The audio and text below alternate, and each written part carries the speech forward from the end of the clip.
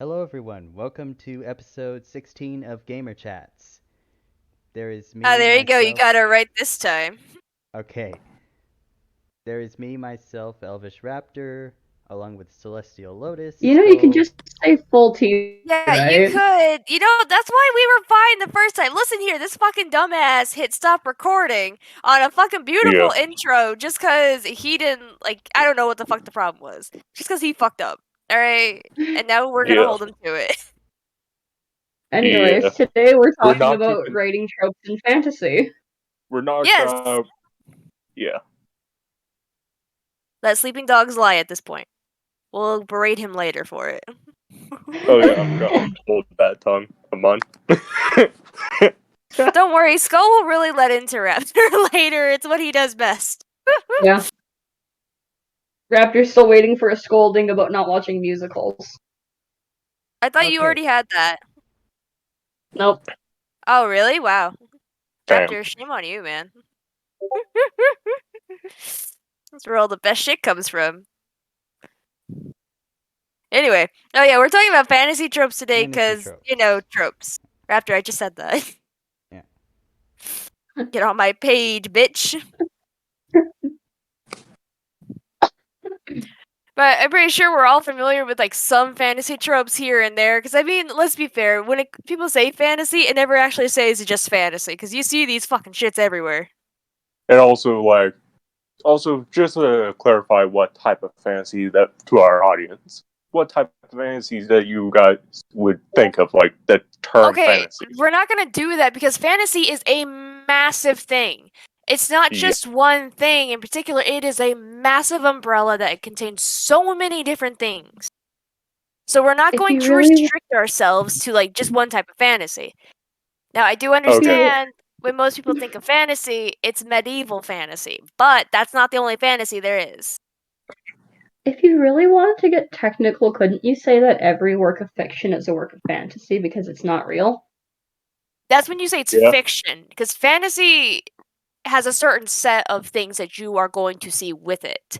Things like magic, mythical creatures, and things like that, where it does differ ever so slightly from certain things like science fiction, where it has more science-based elements. So, no, I would not say everything that is written falls into fantasy. It is fiction. Because it's not real. For the most part. It can have real elements, obviously, but, as a whole, it's not real. But no, yeah, I would not classify that as fantasy. There'd be anything that doesn't fall Oh. under based on true events is technically fantasy. Fiction. Fiction. Yes. Fantasy, one of the big tropes you see in fantasy is magic. Doesn't matter where your setting is taking place, you are bound to see magic. And it is basically a trope at this point that you're going to see it in a fantasy work more often than not. Here we go. Have fun with that, Skull. I will.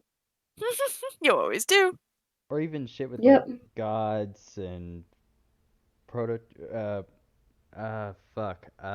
prophecies. I don't know why I almost said fucking prototypes. You're a fucking dumbass. You're gonna hear that a lot. Now I struggle Like- with speech sometimes. We all do, but we still judge each other for it. Happily. Heavily, yeah, see, exactly. Yeah. But anyway, So, which trope do we want to start with? we can always start with magic. That one thing you'll see in every single fantasy work, just damn near at least, in one form or another.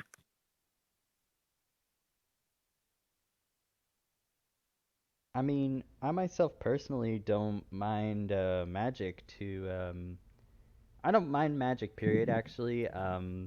But there are a few exceptions that I just find a little bit weird. Which exceptions are those? Well, for example, when I was watching the Harry Potter movies, Oh dear lord. Oh god. Yeah, I have to agree there, oh god, here we go. Uh, Go on, Raptor. yeah, I recall some clips of some scenes where like objects top like fucking envelopes, and there was that one luggage that acted like a fucking dog, a rabid dog or something. So Okay. Doesn't Beauty and the Beast technically do the exact same thing with with sentient the objects? yeah, essentially it's sentient objects. But I mean, I think with in that case, like they're tend like people cursed to be objects, so it's just slightly different. But then you get into the case of things like mimics. Well, mimics are something else entirely and to be feared. And uh, also kind of, I think it's either a Lord of, I think that was from one of the fantasy books I remember from, I think that is based on the base D&D. I just don't remember which book it is, Okay. but I won't get into that area of D&D. What, the Fair novels? enough. I don't remember all of the novels. There's a I would have, lot of them. yeah. I don't know. Like, magic can be really good or really bad depending on how it's done. So I agree with you that it's very similar. I know we're not talking about this, but I'm going to make this comparison regardless because it's almost the same, but also different at the same time. But it's the same way with like power systems in general, like as a whole. Like magic is a form of power system. And for me personally, it does have to be done correctly, just like if you were to do like superhero powers kind of thing. It has to be Yeah. done correctly and make sense. Like obviously there's going to be like why don't they do this instead with their magic, or why does this exist if they can just use magic and things like that. Like there's not going to be that kind of stuff, and you're not going to be able to cover for everything, but so long as like the magic is good and makes sense, or like there's a reason for the powers and magic and so on in the universe, then it's done well. And then there's always like the big difference between soft magic and hard magic, where there's just like a generalized rule for the magic, but then there's like the hard set rules for magic, and it's just there's so much magic, and it's kind of great. I think that's what makes fantasy so much fun. Let's be fair. Yeah. And there's no wrong way to do magic. Unless you make your people overpowered, then there's a wrong way to do magic. Yeah. That is the line of bad. This isn't anime now. We don't just do overpowered people for no damn reason. Yeah. That was shit. It really kills. That's why I really don't watch anime and like that much anime that anymore. I think It's all of us at freaking this stupid. point, it's either you get nothing but harem animes or you just get overpowered protagonists. To be fair, there's like some diamond Well, yeah, there's gonna be animes, some but like diamonds in the rough, but like, yeah, it's but mostly trash. yeah, it's polluted with fucking stupid trash. Don't let Slayer hear us say that though. Listen, I will even say up front that like yeah, I get like the merch, like it's good merchandise, but merchandising idea, but like as a story, it's just like no. No, yeah. But yeah, like magic, good thing. I honestly do like seeing it in fantasy. I almost feel like it's not a fantasy story without magic half the time. Because, like, some way there's going to be magic. Like, there's going to be curses or blessings of gods and things like that. Or, like, just like trying to earn the god's favor kind of thing. Like, it's almost integral to what fantasy is. And I know some people don't necessarily care for that and want to try and move away from having a magic so heavily associated with fantasy, but like that kind of is like what fantasy is. Don't you like guys think? Yeah. It Yeah, feels kind Yeah. of weird. I kind of think that it would be a little bit weird. And maybe like, I don't mind, like I'm neutral on like the god blessings aspect of magic, but Well, yeah. When it comes to stuff like that, I can't say much given I'm a fan of the Percy Jackson series.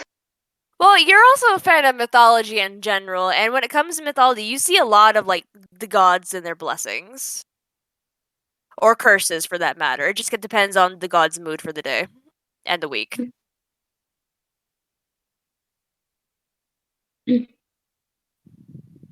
then, Yeah. what do you guys think about some other things when it comes to just works of fantasy? When you'll get things like curses or things like that. Like, what are your thoughts on that kind of stuff?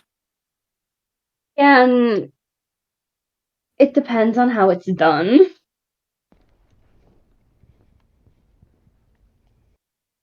But can you think of an example when it wasn't done well? Eh, I mean, like it depends on the curse, really. Okay, so what about Like, this thought? Like, what about when it comes the fairy tale kind of curses,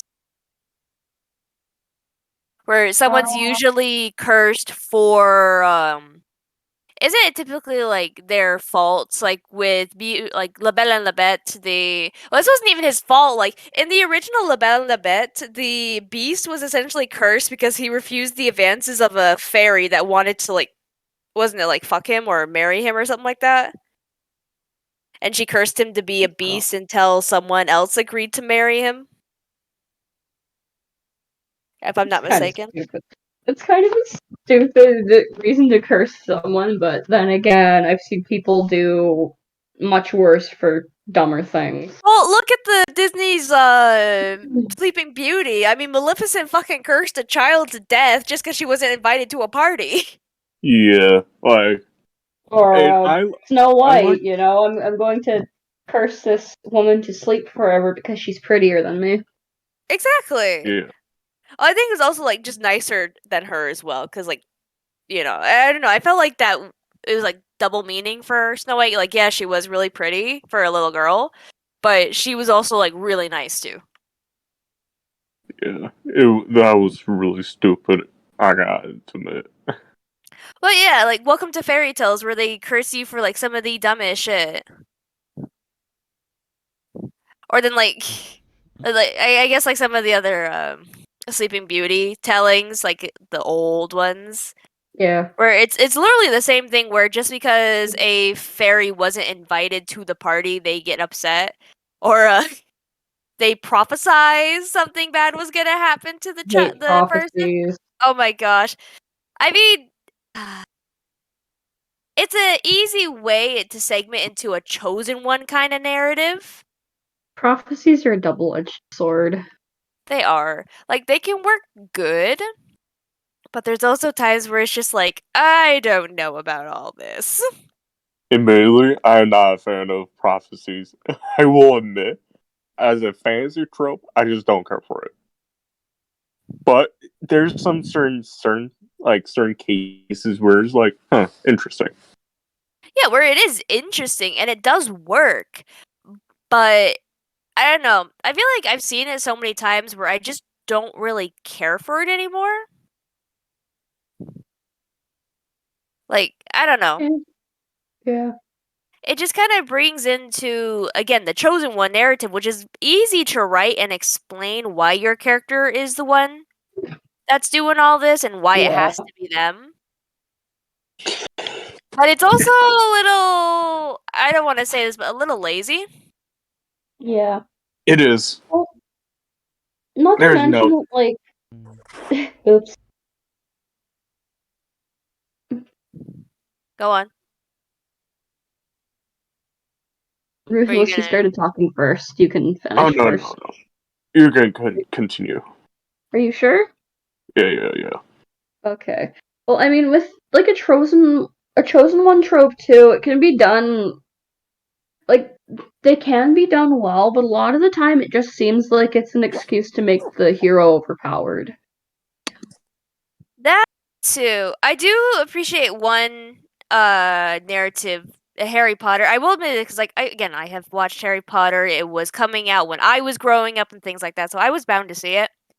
And one thing I do appreciate is that they don't really play into Harry being the chosen one. They kind of actually make fun of it. I think it was the fifth movie where I remember a scene where I can't remember exactly, but I know he was talking to Hermione in the library, and she was telling him how this one girl thought he was the chosen one. He's like, "But I am the chosen one." She kind of smacks him for it. Oh yeah. Yeah, that was great. I'm like, all right, I can give you credit for that. That was good.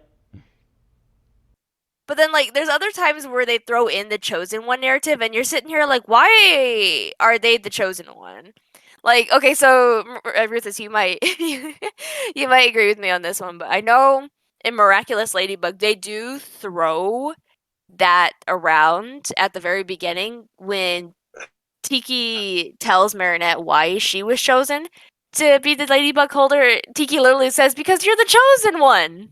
And I'm like, why? For what? What is your purpose? I mean, I guess at the same time, though, it's like it seems like a trope that's kind of just used to appeal to little kids now, and that's really it. Yeah, it really is. One trope I kind of liked, and this is, I think there was one fantasy book that I think it was like in one book I can't remember, or one of the one huge pieces of fantasy where the whole like they were trying to play into it, and then they kind of do the alley oop, and then say no, it's technically not the prophecy was 100% wrong, and the true chosen one is actually the cousin of the protagonist that all along been building up his strength or their strength. The only time I can see the chosen, like a chosen one thing being used well, is if it's like you got a prophecy or whatever, or like a prophecy in quotes, and it's really just it's just used as a means to test the main character to see if they're worthy of being called a hero. Okay, so I hate to bring this up, but I'm going to be the one because you guys reminded me of this while you guys are talking about it. And I know no one likes Butch Hartman anymore, but I'm bringing up the Fairly Odd Parents and the big, like the Darkness trilogy that they Yes. did. Oh my Yes. god, yes. Yes. Like that was literally playing into everything, making fun of the chosen one and making fun of prophecies. How they actually got it wrong that it wasn't supposed to be Timmy at all, but he became that because the actual chosen one was nowhere to be found. It's like I can appreciate that. It's like Butch did good, and Butch and the writers, I should say, more like the writers probably than actually Butch. But the writers did really good in making fun of the chosen one and prophecies for that matter, because like you know they did it pretty well. I'm not gonna lie, they really did, and I loved it. Mhm. Mhm.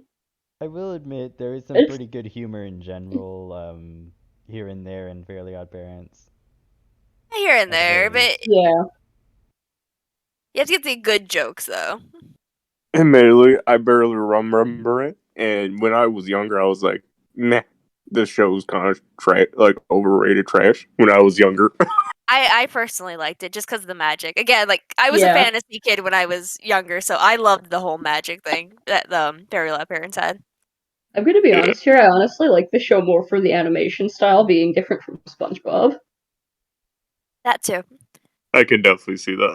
I preferred the earlier seasons when the characters weren't as one note.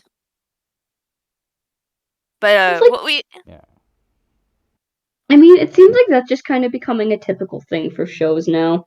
it is, which is sad. Like if it's a long running show, you're bound to have your characters turn into one note pieces of trash. There's a reason why they ended the show when they did, and it was because it was starting to lose relevance. Well, you say that, and then there's like a reboot for a live action one, so it's like, eh. Yeah, but the reboot's Yeah. bad. Yeah, I know. It is. I know it will. I've watched it so many times. Oh god. I'm in pain from just getting the show PTSD. I bet. And um, also, I fucking Carly. Eh, I never watched that. It wasn't too terrible. I would definitely admit it wasn't terrible. It's not good either. This could be a whole nother episode idea, guys. There you go. Write it down. That way Raptor can't ever say we're running out of ideas. Yeah. I will hold that to you, Raptor. Oh my god. Excuse me, Raptor, have you not seen my little spam in the ideas chat? Exactly. Not to Yeah, but we mention, I'm got the through a only lot of person those already, haven't contributing we? there. We've what? Haven't we got through a lot of those already? No. Yes, but have you noticed how I keep adding more? No, he Dumbass. doesn't.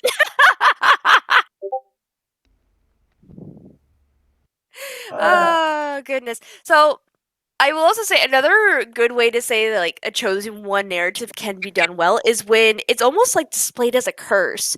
So I'm gonna share with you this book anyway because the way I look at it, it's almost like a chosen one narrative, but it's also not because it's almost like a curse too, like a double whammy. At least the way I saw it personally. But it's a book called Legend Born. I And think you told spoilers, me about this. I probably have, but Yeah. I'm just gonna share this again and how it relates to like the whole fantasy chosen one narrative thing.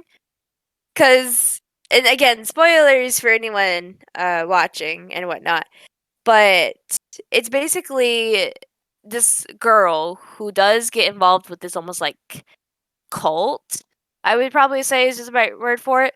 That are long since descendants of King Arthur and his court.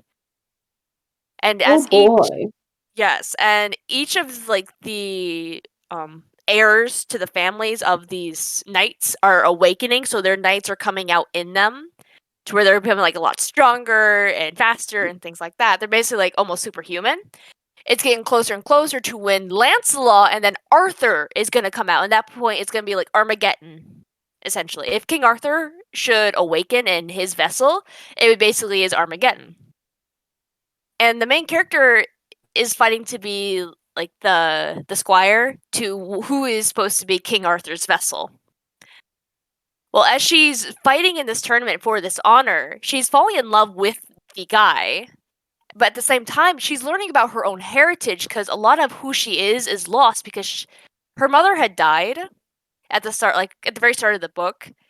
You're introduced to her when her like they're getting the report of her mother's death, essentially. And she's learning who her people were and the magic that they had and what their magic actually meant. How the magic they're supposed to be using is supposed to be borrowed from their ancestors from the dead, essentially. And they're not supposed to constantly keep taking like the knights do. That's blood magic, essentially. And it's through almost like possession, like when she allows her ancestors into her body so she can see their memories of who she is and everything, that's when she begins to learn what happened exactly and who she's going to be. Because as she learns what happened to basically her foremother, the one who essentially started this bloodline, and what happened to her, because she was essentially raped by the plantation owner. And again, sorry for these rough topics, sorry YouTube, but Man, fuck YouTube. it's careful, don't say those things. It's like there's only so much that YouTube can handle. But as she's learning this and the pact that her foremother made just for protection and safety to get away from the man who was her like slave master, that she made a pact so that only one female would be alive at a time to have the powers, and that when that the daughter would come of age, the mother would die essentially, and all the magic from the mother would immediately awaken in the daughter. And right after she learns about this pact, she meets her other ancestor, who is King Arthur. So you find out that she's actually King Arthur's vessel, and the boy that she was in love with was Lancelot's vessel.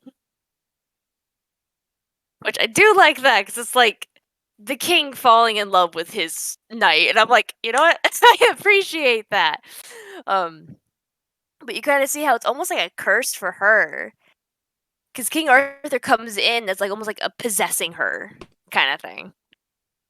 So she's got to deal with that while also trying to just like live her life at that point, because it's like, oh great, Armageddon's here. I'm King Arthur's vessel, and the boy I love is now gone.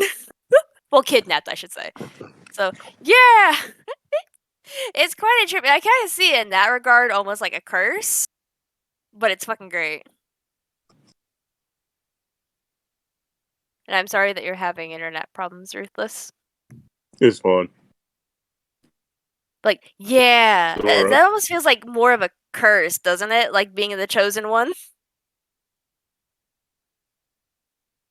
Yeah, I will admit that does sound like a curse itself. Having all that responsibility on your shoulders and all that. Well, not just the responsibility, but like learning that the only reason why you're the vessel to King Arthur is because your foremother was essentially, again, assaulted by their slave master. Like, that is awful. Yeah. I believe, if I remember correctly, it's been a hot minute since I've read the book. Like, she was distraught at this too, because like, and there were obviously like some members of this cult who were like, "Well, what's the big deal?" And it's like, "Well, what do you mean, what's the big deal? Like, that's wrong." Like, yeah, it's a good book. I definitely do recommend it, and I want to see if the next. It's supposed to be like, I don't know how long it's supposed to be, but I need to see if the next book is out because like, holy fuck, it's good. Also, I'm a sucker for anything King Arthur related, so you know.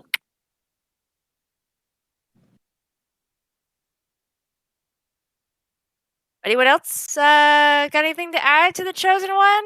Skull's muted right now, so like, speak now or forever hold your peace. Damn. I know, I right? see. I'm holding my peace. I see you. Really, don't get me started on you. With my internet?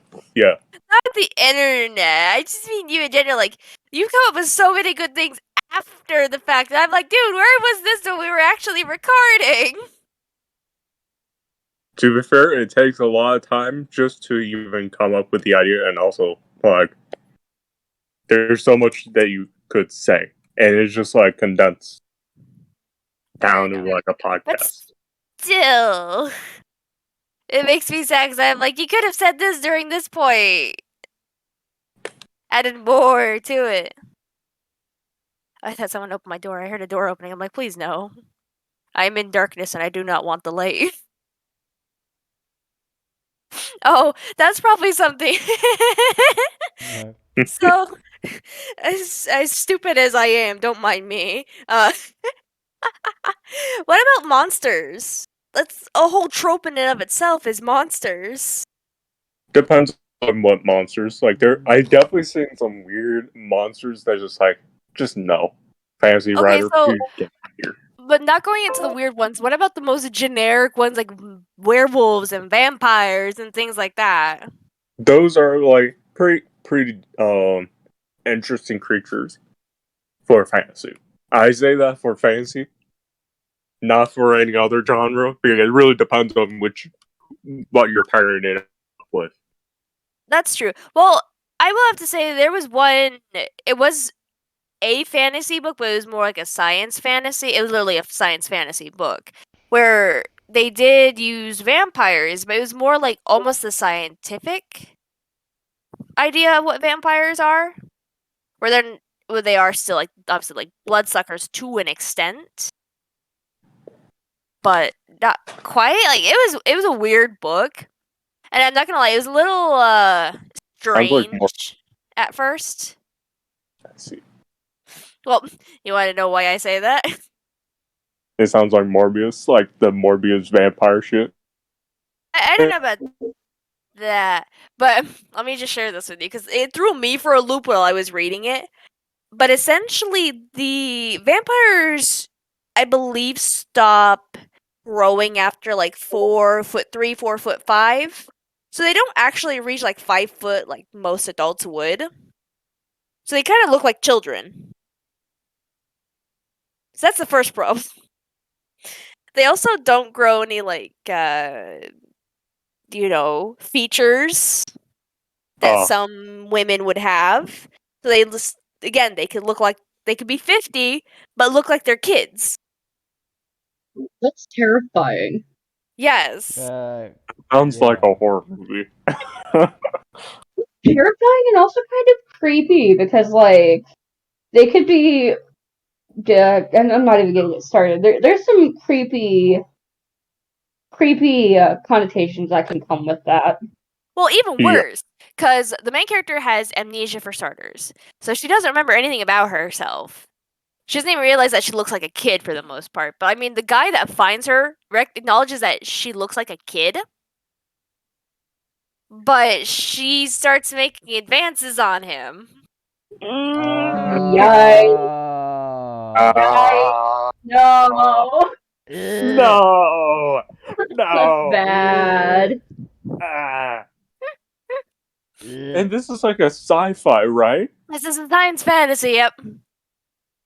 God. Okay, the science fantasy is it's fantasy, but like sci-fi. I know, that's what I'm saying. Like, physically, she may look like a kid, but mentally, she's a fucking adult. So it's like. And their bodies are Oh, different, essentially. So yeah, yeah. like, she looks like a kid, but to her species, she is an adult. Okay. Still, ugh. It's still weird. No, it definitely is. It's not like some of the animes where they're like, oh yeah, she looks like an adult, but mentally she's actually a kid. But because she looks like an adult, it's fine. This is kind of like the opposite here. Like she looks like more like a kid, obviously, because she's like 4'3", no chest or like defining features that would make her look more like a woman, at least by our species standards. But it's a little hard to get over at first when he has the amnesia. But as she starts to remember who she is, it's a little bit easier to look over it because she begins to regain who she was. But it's still weird at first. It is Yeah. fucking weird. Very weird. Especially since he, like, the man, like, who was obviously human, not vampire, acknowledged that she looked like a kid. And then, of course, she started making advances on him, and he got turned on by that. And I'm like, Ah. and then they did have sex. So it's like, okay. Ah. It's a good thing this is a podcast that's not rated for kids. I know.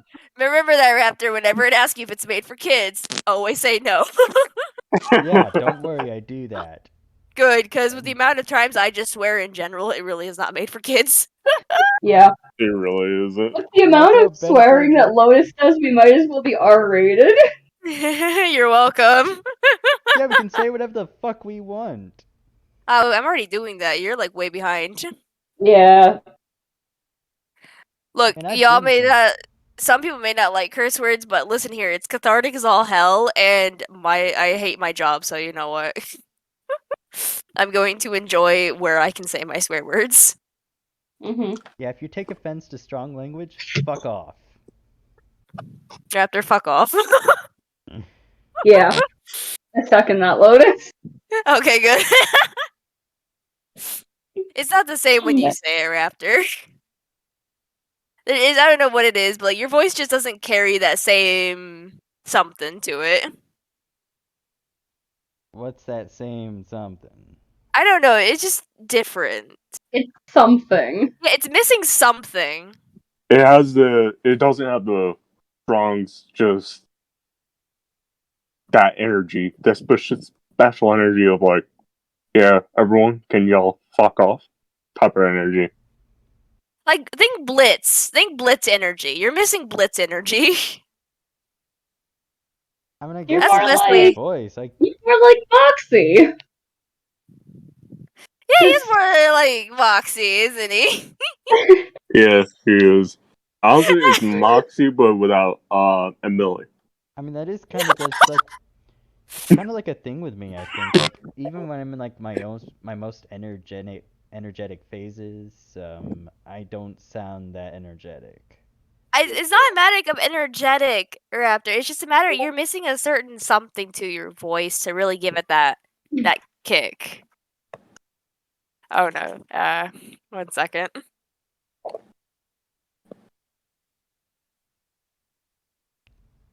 Are we good?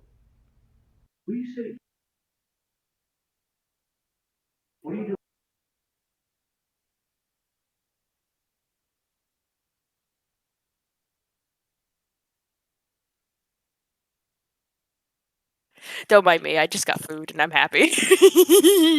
Okay. Next trope. Oh, we were still talking about monsters, man. We're not done here. Oh, monsters. Yeah, this is monster time. This is like Also, everything you'll find in fantasy.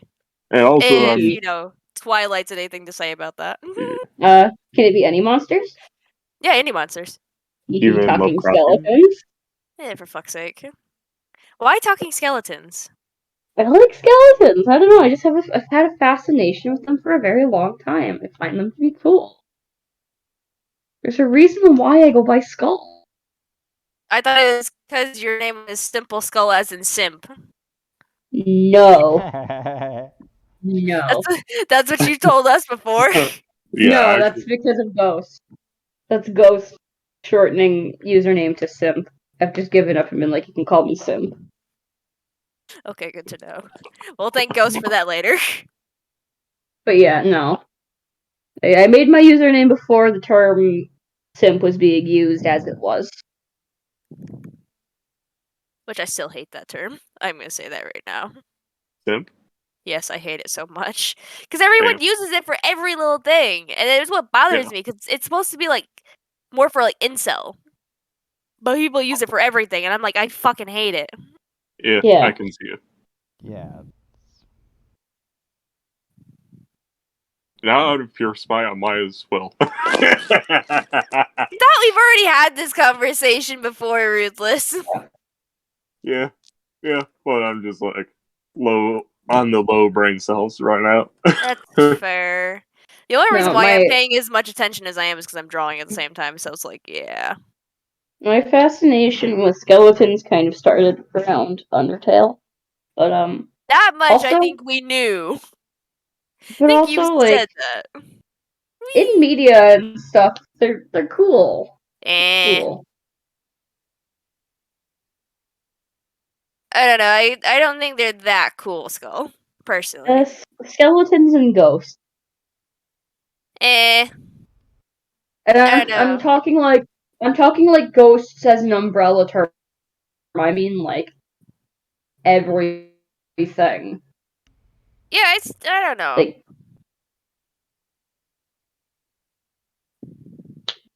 At least personally, I don't really care too much for them. Like, I don't know. What did the others think? Hello, others? I'm kind of neutral on it because I'm kind of like it really depends on. It is kind of like very used heavily in culture to the point where it's just like, yeah, it's there, and also I'm not gonna say too much since I played Undertale and I kind of have some not played and also had known people who have done a lot of curse shit with Undertale. So I yeah, can't we say don't talk about those. We don't talk about I those. won't Let's say say much. Raptor. We Ruthless, have don't a you good know a idea. lot of people that do curse shit with a lot of fandoms, though? Me, Yeah. Let's be yeah, honest, that's Yeah, there's just a like lot of a curse shit. given with every fan. yeah, Yeah. but I that mean, was like, like Ruthless knowing people personally that, like, do a lot of curse shit within the fandoms. yeah, Ruthless is a shit poster at heart, though. That's why he knows, yeah, and and he can't even deny it. it Of was course you like can't. yeah. I mean, I own that. I Yeah, you own it do. on my sleeve. It's better to own it on the sleeve than just bitching out. Ain't that the truth? There you go, Raptor. Listen to some words of wisdom right there. Something you need to work on.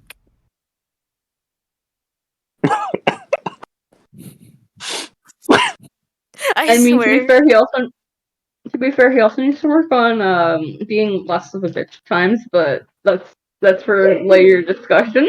Wait, less of a Man, what? Less of a bitch. Well, I man, mean, aren't we all bitches though? yeah, we're all kind of bitches, to be fair. No, yeah, there's something missing from your voice, Raptor. Like, I don't know why. Like, it just doesn't sound like the voice that swear. You're missing something from your voice. Yeah, I can hear it now, Lotus. I'm I sorry, am not Raptor. the only one. I'm not completely Yeah, crazy. I kind of do see it still. Like I can see it. I mean, is it something I can fix, or is it just something that I can't fix because it's just my voice? No, I don't it's just I know. don't know.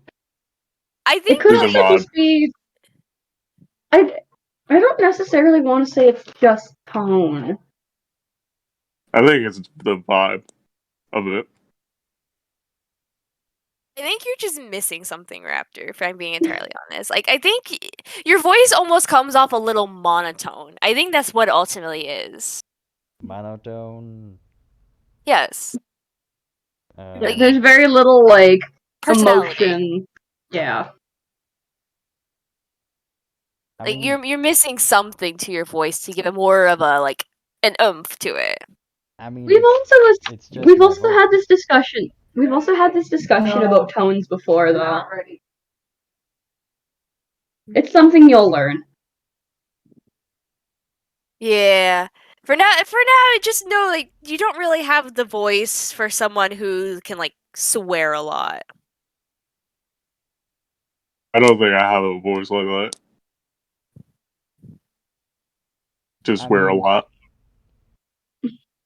to be honest, I can kind of see that. I can see that actually. I've went past. Ruthless strikes me as someone who's too chill to swear a lot. Whereas you have me on the opposite side of the spectrum. I'm Me? somewhere in the middle of like Raptor and you, I'd say. I don't know what you guys have to say. No, yeah, you're definitely somewhere in the middle there. Like, you have those moments of chill, Skull, but then, like, you can flip to basically me in almost an instant if you really give yourself time to. Yeah. It also depends on who I'm talking to and That interacting with. too.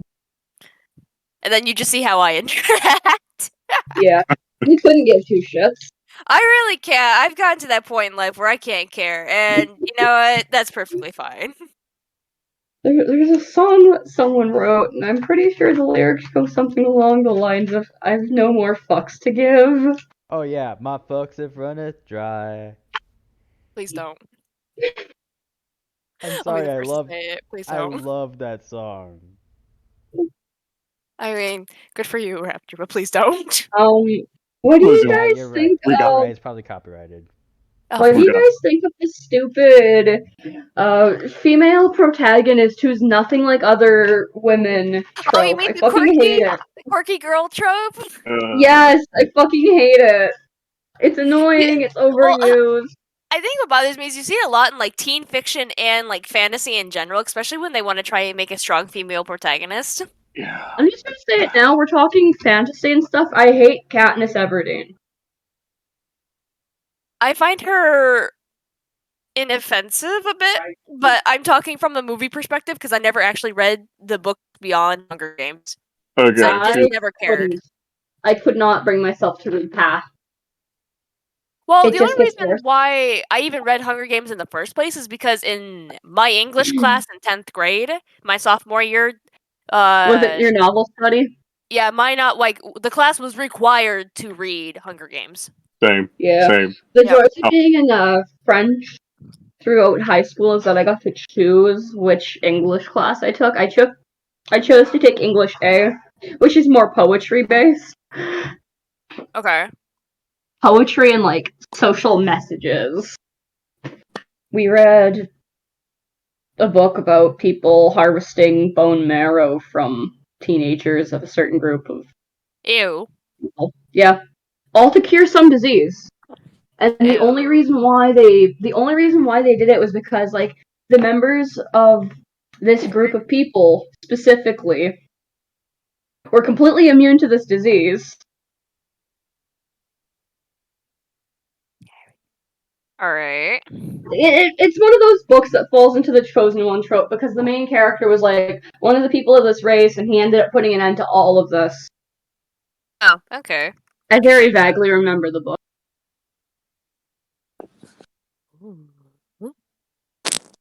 But yeah, so going back to what was it, the quirky girl trope? So what about it exactly Katniss does like bother you? I mean, Skull. Sorry, I was talking to my roommate.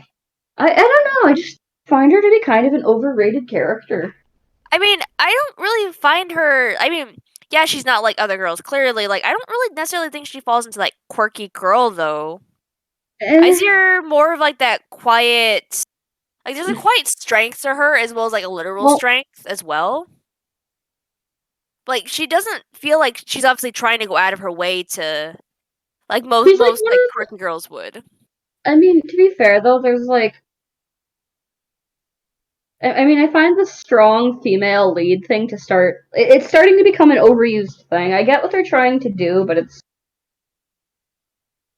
Well, I think at the time, because obviously they were still trying to like really push into that when Hunger Games was still coming around, I believe. Like you were still getting slowly more of the female leads and whatnot. But at the time, I think Katniss was a really good lead, and I still think that Katniss was still a good lead for Hunger Games. So Are yeah, you talking from the movies? From the movies, yes, because like again, I never read past Hunger Games itself because I just never cared. I never liked the dystopian genre personally. Like it's good, but Valid. I don't really care for it because also when you get with a lot of dystopian, it usually falls under science fiction, and I can't consume science fiction. Mostly because of the existential dread that comes with it. But you know, that's a whole nother thing in of itself.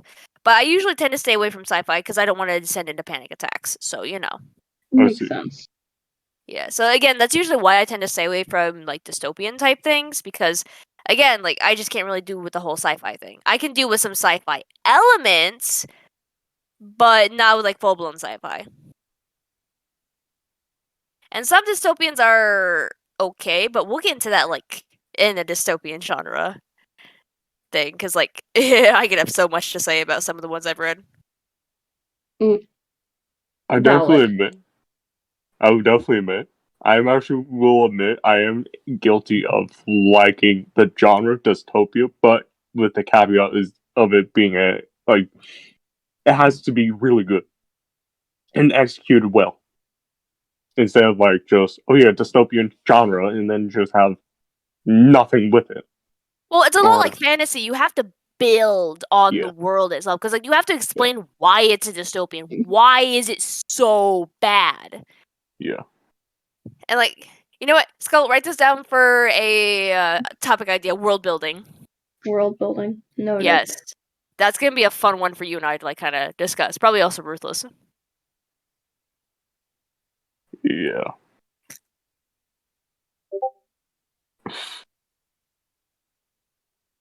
But no, yeah, I mean, you see the quirky girl in a lot of things, and I can see where it does get annoying after a while. But I feel like you see it more in like the teen genre.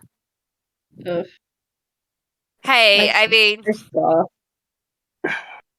we're not gonna stop because like we're not like other girls, and we have to express that. Which then like makes you wonder, like, if you're not like every other girl, doesn't that mean you're like, but the way that you act is like other girls, so like you're just like other girls? I don't know. Like, you know what I mean, right? Yeah. I don't think he is. I think he's having issues because No, like with everything. I'm just like find it so like I find the aspect kind of like It is a very with the just with the quirky girl like quirk. the quirkiness, essentially. Yeah. I mean, I'd say it's something you see more along those lines. Again, it's like this strong female protagonist because you're gonna get a lot more of those with more modern stories. But there's nothing wrong with it so long as it's done right and like she doesn't feel like a Mary Sue almost. Oh god, Mary Sue. Which again, like those type of characters can work so long as you make them work, kind of thing. I can see it. But what are some other tropes in fantasy you guys want to talk about? What about the wise old mentor? Mind that one so much because like you can get that in a lot of different genres.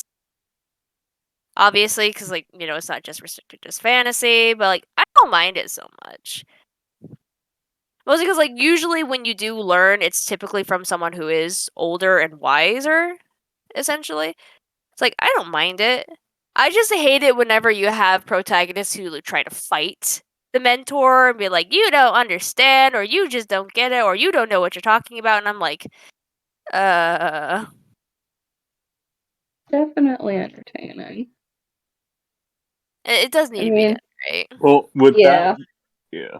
Well, with that, I feel is like context based because, like, if you're talking about like the fight, like, if the if the mentor and the student suddenly having like a dispute and then they fight over like an idea, like, or fight over a having like a con like a having like an ideological clash, and then the mentor becomes a villain. I think that is not bad of like a fight, a Don't mentor versus student. know. It depends on The only how. time I've seen something like that, the Minish Cap, but it wasn't the mentor who became the villain, it was the student. Or is student become Zelda game. villain? Yeah. I feel like that's something you're more likely to find is the student becoming the villain than the actual mentor. Which I feel like kind of checks out because you'd expect someone who is young and inexperienced to kind of fall down that kind of path versus the actual mentor who's wise in years and knows better, essentially. Yeah. Yeah. At least that's my take on it. Again, like there's a lot of context needed with the whole turn evil because it could easily be like, oh yeah, the mentor wants to get vengeance on like something XX, or like I can see some reasons for the mentor to have like a slight change. So I wouldn't even say that's a slight change. Like, vengeance is a dark thing to want, and Yeah. even then, when you want it, it usually leaves you feeling hollow in the end. Yeah. So that's kind of the thing where you're kind of expecting the mentor to turn on the protagonist or the student, essentially. That's not necessarily like, it's kind of context. Like, when you hear it, you understand it, but at the same time, you're like, saw it coming, though. Yeah. Especially if, like, because typically the student will have the higher moral ground in this and be like, that's not right. But the mentor is going to be like, you just don't understand it. Or, like, why couldn't you just not question anything and then obviously become the villain because they're still going to pursue what they want. It kind of, okay, so I think a good enough example to use for this, and I say good enough in quotes because I don't know how some people would see this, but in Final Fantasy 13-2, you have Caius Ballad and Noel Christ, where Caius does train Noel because he wants him to become the guardian over Yule, essentially. Or, well, essentially that's what he tells Noel. It's essentially, he's training him to kill Caius, so Caius can essentially destroy everything, because he has the heart of the goddess in him. Wow. Yeah, but it does kind of backfire a little bit where Noel does have the higher ground and he's not.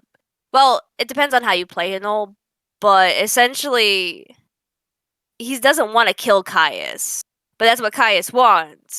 Just because he wants to essentially end all of time and return everything to Valhalla and the goddess. Just so he can stop Yule's suffering. Which is a noble goal, but because of what it would cause, Noel is against it, even though he does love Yule as well. So it's like, eh. It's kind of like one of those things where, like, Caius is obviously the villain, but he was still also a mentor to Noel, even if it means just getting what he wanted out of it.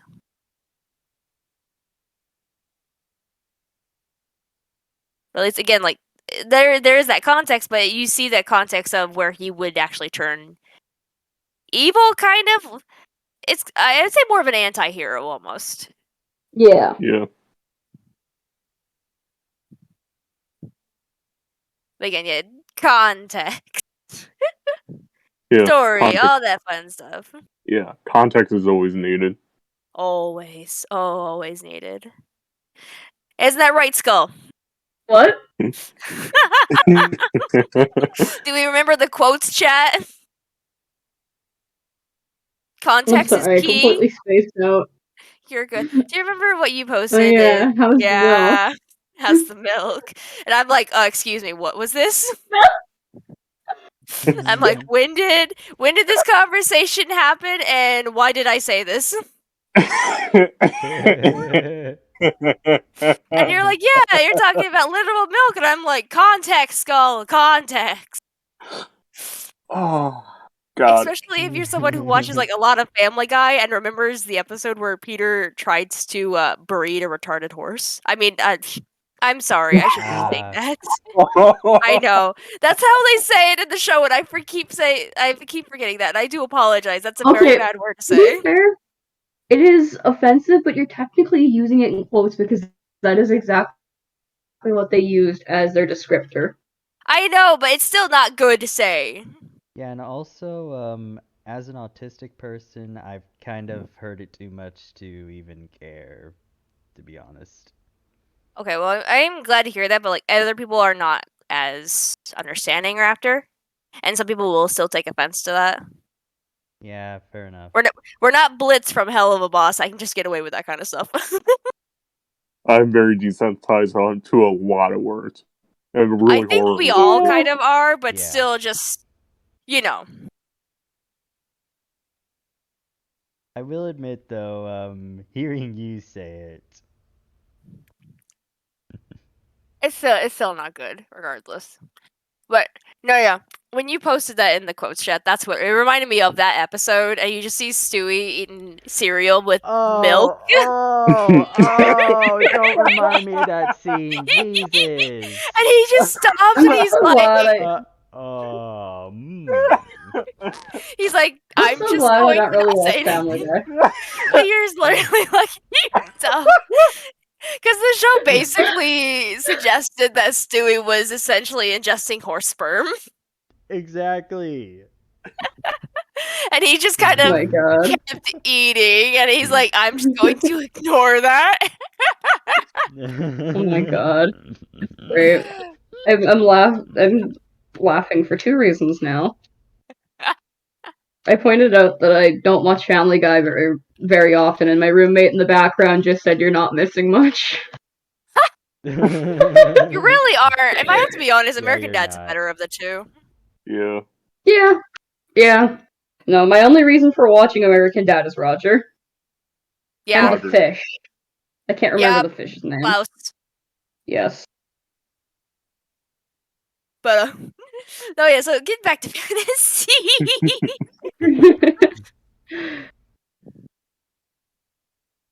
What other tropes did you guys want to talk about? Okay, I got to ask one question. Secret Alright. Royal, or the surprise royal. Plot twist, that person's royalty. Eh, it works can in a be done well. romantic setting, but Yeah. Honestly, I don't like that trope. I really It don't. It depends on how it's done. Yeah. so like, what would your definition of a good one be? A good use of it? It's like actually got some meaning to the story other than it's just kind of like thrown in, hey, this person's royalty, like as a shocker, and it really doesn't change anything I think afterwards. that might be why it works a little bit more in like more romance settings, because Yeah. usually the royal is obviously their love interest, but then they try to keep that hidden because they don't want the person to see them as, you know, a royal. They want to see them as the person. Kind of like in the 2015 Cinderella remake, when the prince initially hides the fact that he's the prince because he doesn't want, you know, Ella to treat him like royalty. He wants him to treat him like, well, him, to see him as he is. And I can kind of see it in a medieval setting, say like you know, the kingdom has been taken over and things like that, and the like prince or princess is the only one to survive, and they make it out and they have to go into hiding and things like that, but then they have to come back and take back their kingdom and things like that. Like that I can understand. If it's done like that, it makes sense, but it kind of needs to have, like, you know, Purpose. It has to have value. weight. Yeah. If there's no purpose, there's no point. Like there's a so I consume a lot of weird media at times, and I stumbled across basically a lesbian erotica book. Oh That was joy. a fantasy setting on top of that. So essentially, the first story is this woman, a princess, who was ran out of her kingdom as a child, but like old enough to remember essentially, and she grows up more like what is it? I guess growing up like learning how to like fight and make weapons and armor and things like that, more like a blacksmith almost. Think like Will Turner almost, essentially, but like a woman. And while she's out and about, I think getting ready to try and take back her kingdom, she comes across a witch and gets the asks the witch for help, and the witch is like, "Why would I help a man like you?" And she literally raises the witch's hand to her chest. Is it a chest or the privates? And she's like, "Well, you tell me what I am." And then the witch agrees to help her because she's not a man. That's and funny. and then of course then there's a sex scene right after that. So No, I told you it was an erotica book. of course, but It doesn't sound wow, terrible though. I would wow. definitely admit it doesn't sound terrible with what you told me. No, it really wasn't, because then the witch like helps her. They learn like it was from the witch that the princess learned that the iron is bad for magical creatures and that they do favor gold, and that if she wanted the dragon on her side to give it gold, and she does that. In which turn the dragon helps her, destroys the guy that took over her kingdom, and she gets her kingdom back thanks to the dragon and the witch. So yeah, no, it was pretty good. It's like, despite it being mostly for the sex scene, it was pretty good for its little story. Like, it was really like it's like a short story essentially, like probably maybe a little more than 5,000 words, but like, you know what I mean. Oh, I see. Yes. So yeah, it was good. But no, yeah, like in that term, I can see the Secret Royal obviously working, because you kind of need it to work in that sense. Yeah, if it's done like that, it works. If it's not, then what's the point? There is no point. I can also Exactly. see it working like I kind of see it work a lot well with romance, but fantasy it really depends. Unless you're like trying to develop like the whole Or you do like if something it, like sorry to cut you right off, Ruthus, but something like what was it, Ocarina of Time? Like with how Princess Zelda went into hiding as Sheik. Yeah, yeah. yeah I mean, another sense that work, like another thing that would work is like, I mean, like lost, like a long lost heir type thing. How do I feel about those?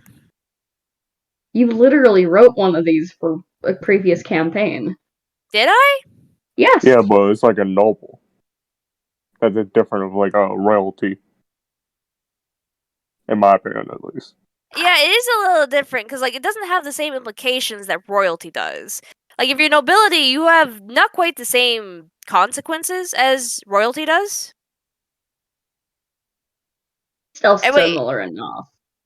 eh, I don't know. It feels the only thing similar about it is just the statius, words.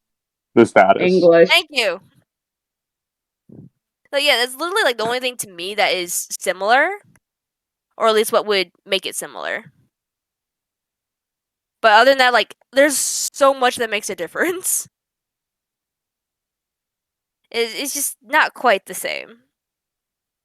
Like, usually when most people write that kind of like long lost heir kind of thing, it's usually to literal royalty.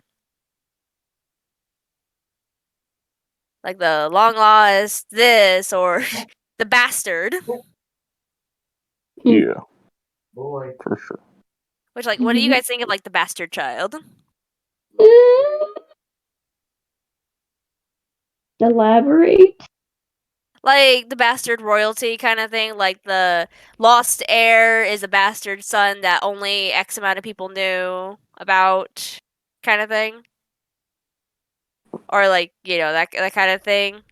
Wait, didn't they pull that shit with the third Shrek? Mm, Not quite. No, because Arthur was the cousin. I remember that Also, much. Arthur was the cousin to Fiona. yeah, and also isn't it? What's her name? Fiona was a princess, so Yeah, from the get-go. So and again, like Arthur was the cousin to Fiona, so like it's not long lost or like bastard or anything like that. It's just, Just hey, hot minutes I've seen. this is a relative of the family, so they are eligible for the most eligible for the crown if you don't want it, essentially, kind of thing. Ah.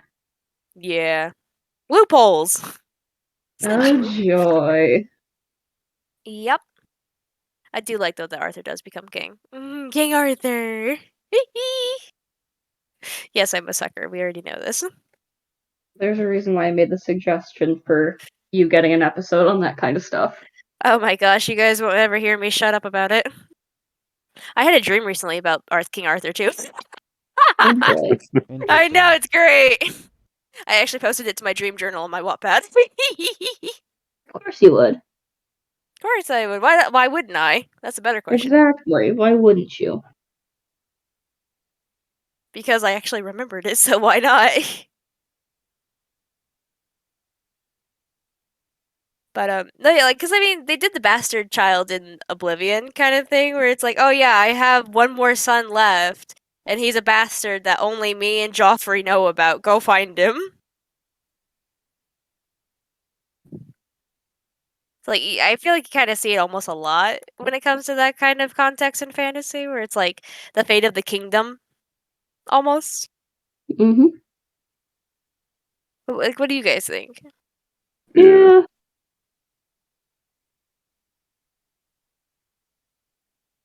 Yeah.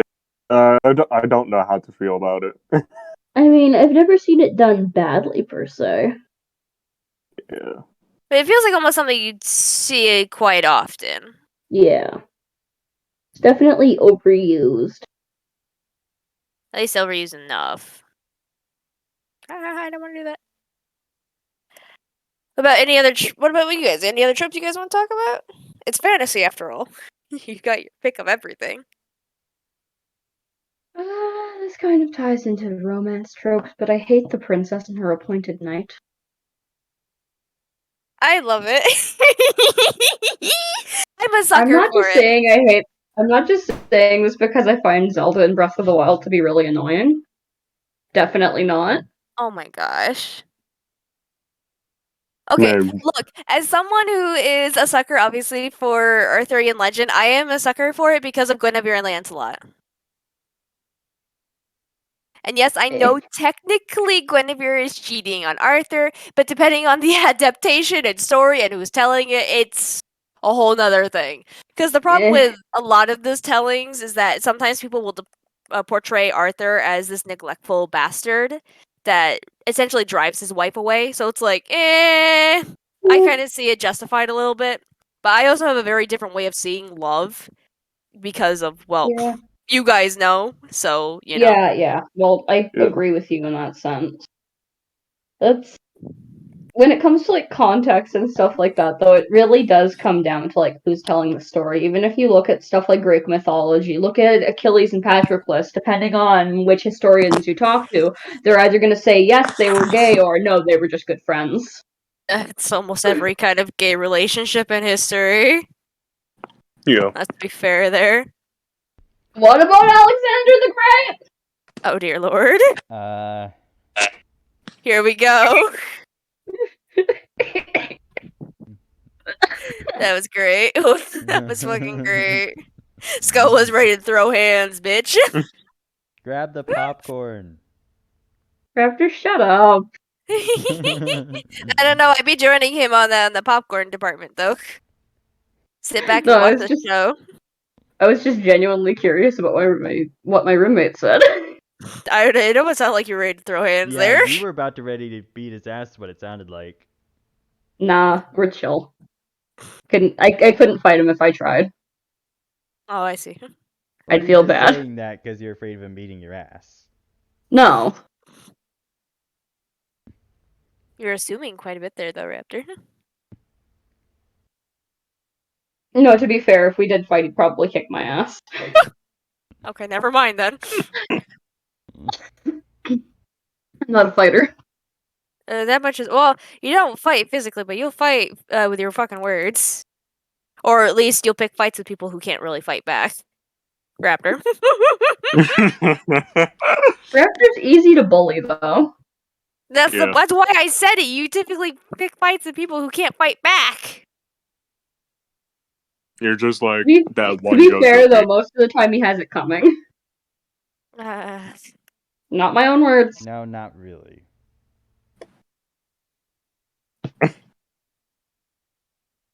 well, this will be interesting. Mhm. Alright, any other tropes? Let's look at a list of popular Curious. Do fantasy you? tropes. Go ahead, Ruthus. No, Skull can continue. No, he's still looking at tropes. Go ahead. So, would you count Lovecraftian, some of the Lovecraftian stories that kind of Uh, get I into feel the like fantasy? isn't that more like fantasy horror kind of thing? It's kind of like imagine like the blend of fantasy horror, sci-fi, and I even just would count sci- Lovecraftian as like a type of fantasy, especially since you do see some of his creations in like Dungeons and Dragons. oh yeah. Honestly, Maybe we like could do an episode on it in October. We could do that. yes, my Squid Lords will arise. Yes, Rise of Cthulhu. I actually read some of the Lovecraftian stories. Hi, Newman.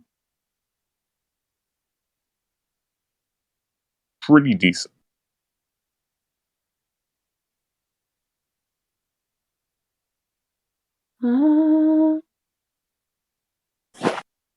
What do you guys think of the enrollment in magical institutions? Which is apparently like a very commonly used trope in fantasy.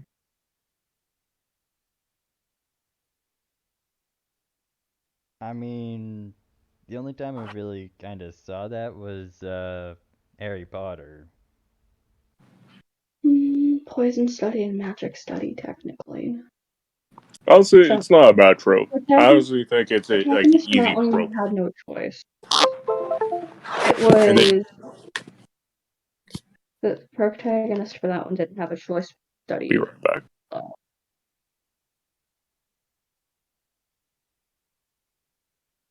What was the trope that you mentioned, Skull? Like protagonist being put into an academic magical institution. I mean, it works for like if you want to do like a teen kind of setting, obviously like with Harry Potter. Yeah. But I don't know. I feel like if you're trying to do like more of a like adult one, it doesn't really work too well. Unless they're like the professor, then that's a little different. Yeah. What Or it's like about Magic College. Or yeah, like the Arcane University, like in Skyrim and things like that. Yeah. Yeah. this one's just kind of a general thing, but what do you guys think of like the protagonists that are completely perfect and can do no wrong? So the Mary Sue. Yeah. I don't like Mary Sue's per se because most time when you see them, okay, I'm just gonna say this right now and throw shade. And most times you see Mary Sue is in fan fiction, in my opinion, unless like Yeah. obviously you get like those really bad writers. I wouldn't say bad writers, but like inexperienced writers who end up writing a Mary Sue into the story, Mm-hmm. kind of Yeah. thing. So like, yeah, I mean it's not terrible, but it's not good either, kind of thing. It's just like, oh, am I reading fan fiction? Here's one that Lotus like has talked about a bit, but like general like female protagonist disguises themselves as male to accomplish certain goals. As a sucker for Mulan, I kind of like it, but it has to be done for a good enough reason. It can't just be Yeah. done because of like no reason. So, one book I read that was more of a fantasy, looking back at it, like a had like Japanese inspiration, like there's like pretty much Japanese culture and whatnot. But it was a female protagonist who was on her way to be married to, I believe, the crown prince. or at least one of the princes. But her caravan is attacked by, no unknown assailant, and she's the only one to survive because she pretty much hides underneath the rubble that they're setting on fire. So she manages to escape while it's burning down around her. And she believes it to be this bandit group that was out to kill her. So she does disguise herself as a guy because I think it's feudal Japan during like the samurais and whatnot. So as a woman, she literally could do nothing. It's like a lot more like Mulan in terms like, you're a woman, you can't do these things. You have to be this. But she does go to the camp disguised as a guy, kind of blends in with them to try and discover why they tried to like kill her or who hired them to kill her. But then like it ends up going, weird whenever shenanigans and things like that happen. So she does end up getting discovered, but it's not as bad as if Mulan were to be discovered, kind of thing. Yeah.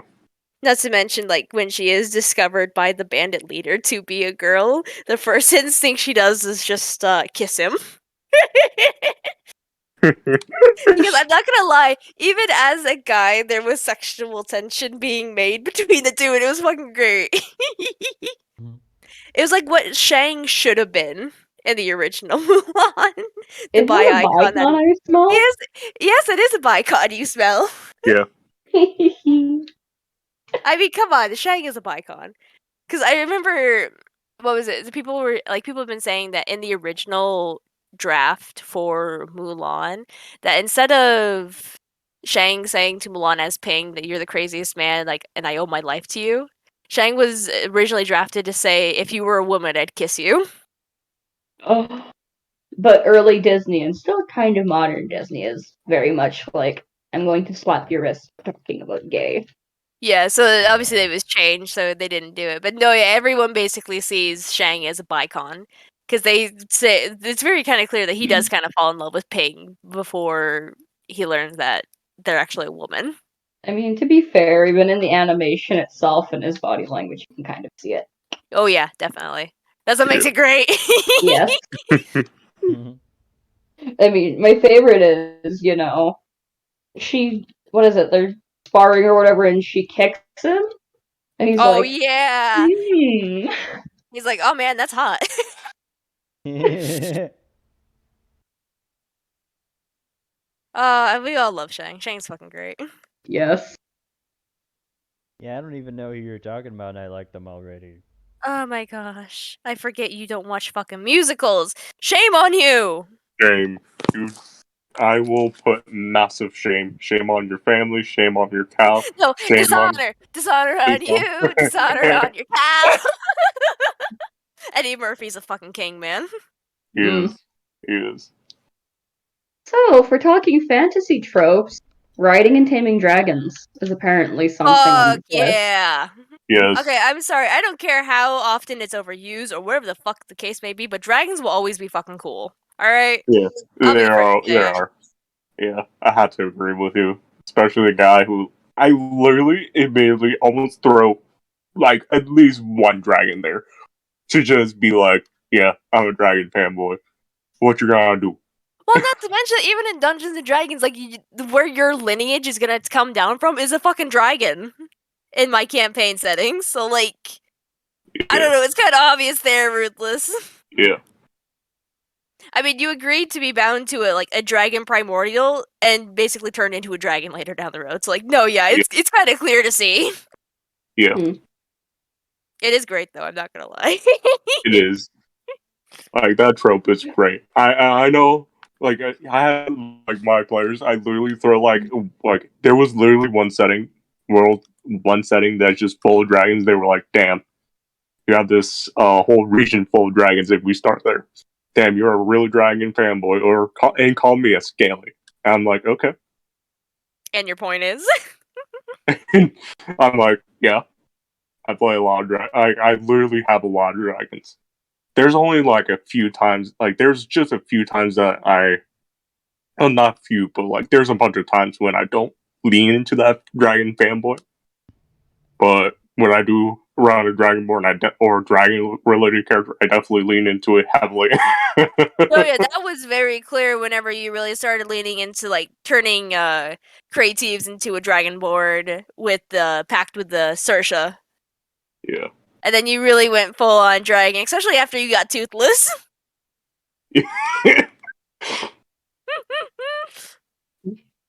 And then not to mention the Yumi, get kids your are half ass off dragon. my desk. Get off the desk. But it's Cat. Go. Cat, don't get off this. He's gone. Aw, how dare.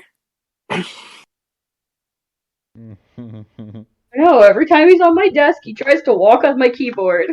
Well, yeah, that's a He's a cat. cat. Yeah.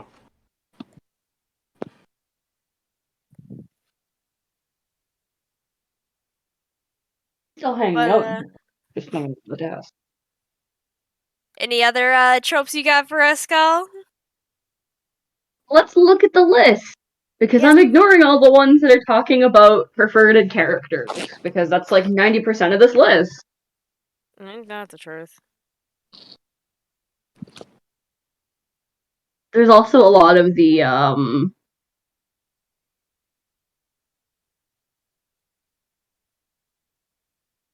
magical weapons. Eh? Magical weapons. So I don't see it. I personally so I see it, but not to the quite same extent that I see it in like D&D. And when I say magical weapons, I mean like the special magical weapons that the main character needs to find because it's the only way to kill the big bad.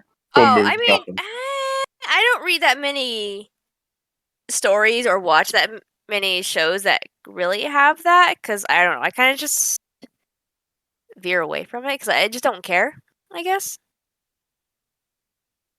That's the best way to put it. I see. Like, I don't know. It's not necessarily terrible, but like, I also just don't give a shit. I guess it's the nicest way for me to put it. Makes sense.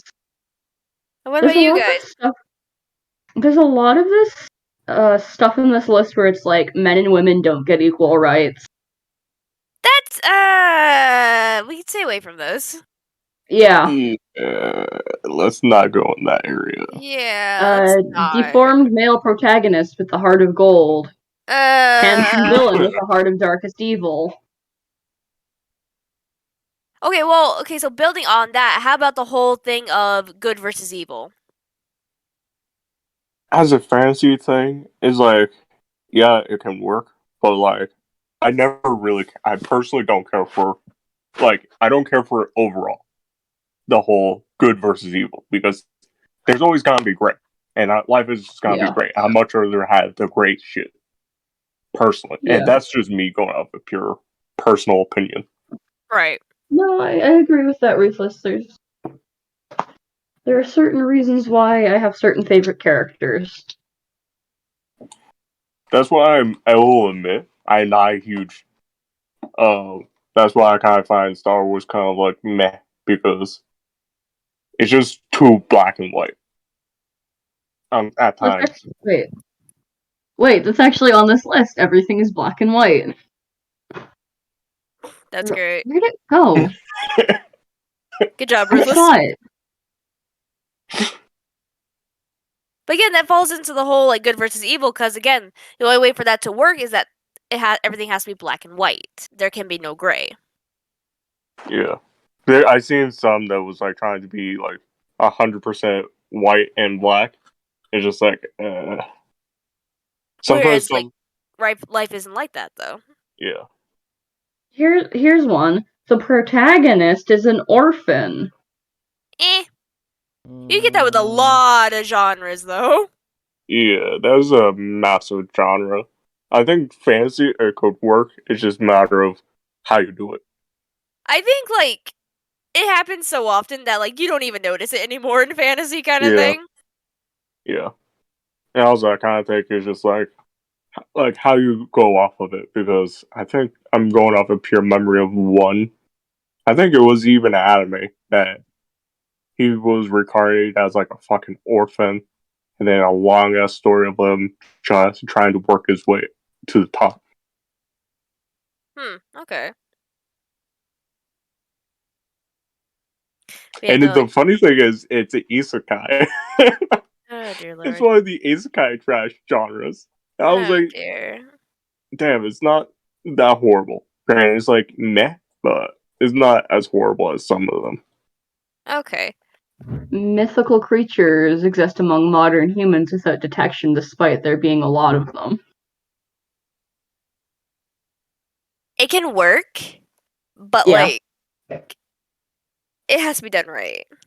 That Yeah. sounds like what's his name? That one anime. Oh no.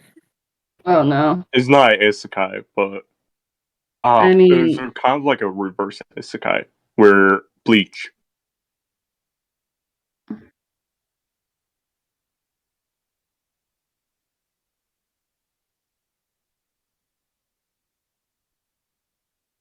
Okay, that is a different color. So, any other Yeah. skull? I'm looking.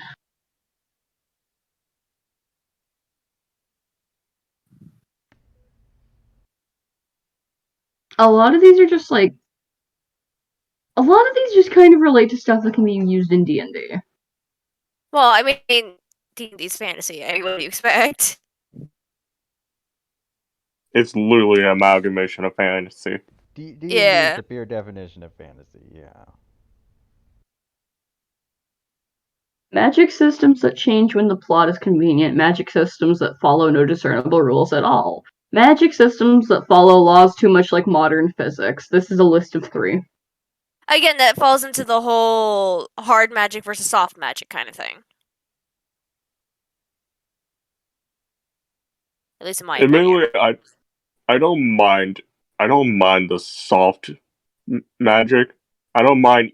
Like honestly, I don't mind the mixture of 3: fantasy, magic, like well, techno, like sci-fi and like sci-fi elements and magic together. Okay. I'm I think pretty it's like sure an interesting blend.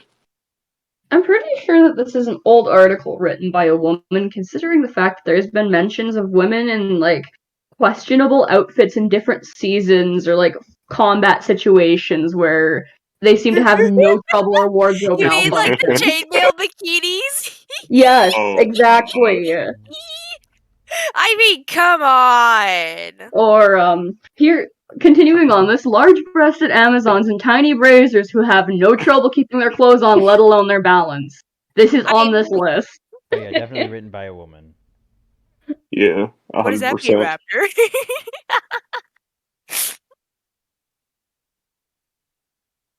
Oh my gosh, that's I fucking just great. um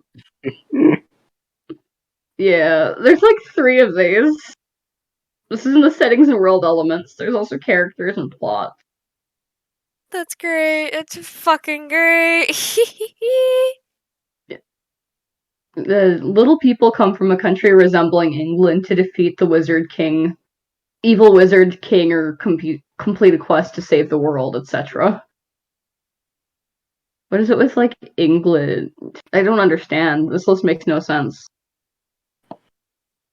I mean, England is England. England is weird a little bit. Quest for an item that can either destroy or save the world.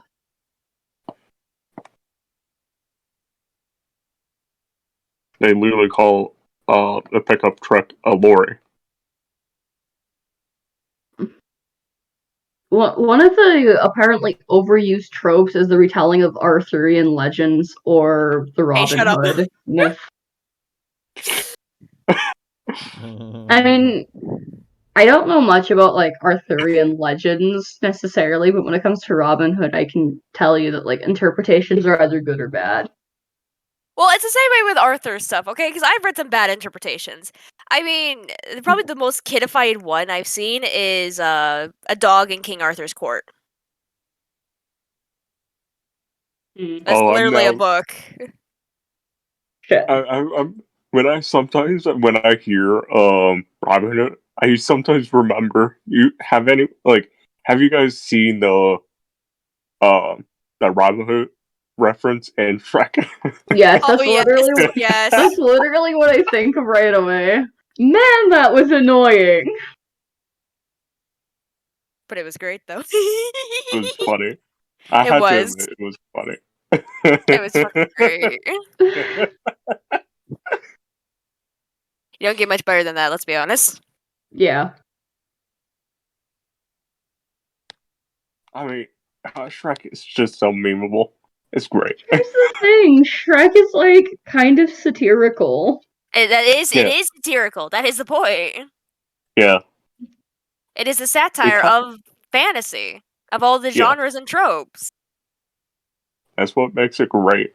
Yeah. Protagonists are twins separated at birth to fulfill some greater purpose. Uh, That kind of reminds me of God of War. If anyone heard, actually, I will battle that.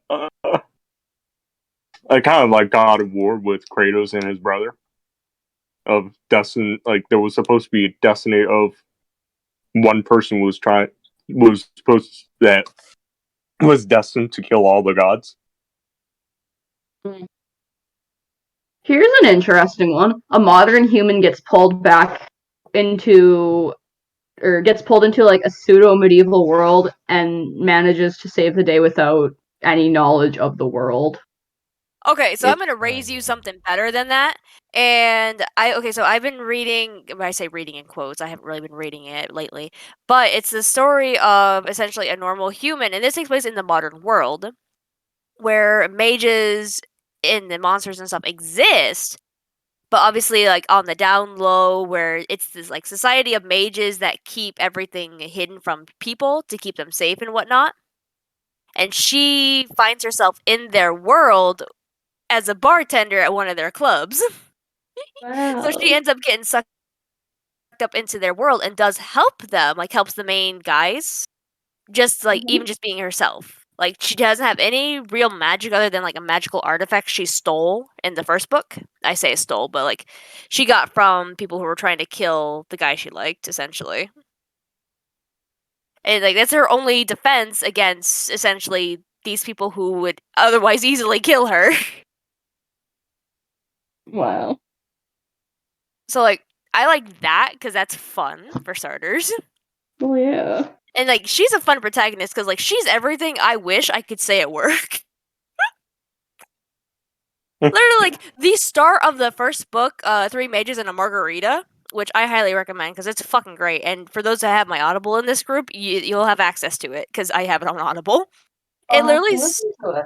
you will have to because literally it starts with her at her first job as a server, and there's this lady complaining about her chicken, and she like, basically just insults the customer. And the customer's like, well, fuck this. I'm not paying. Gets up, knocks the tray drink from the girl's hands, from Tori's hands. And Tori gets so upset that she takes the tray, slaps the customer upside the head with it,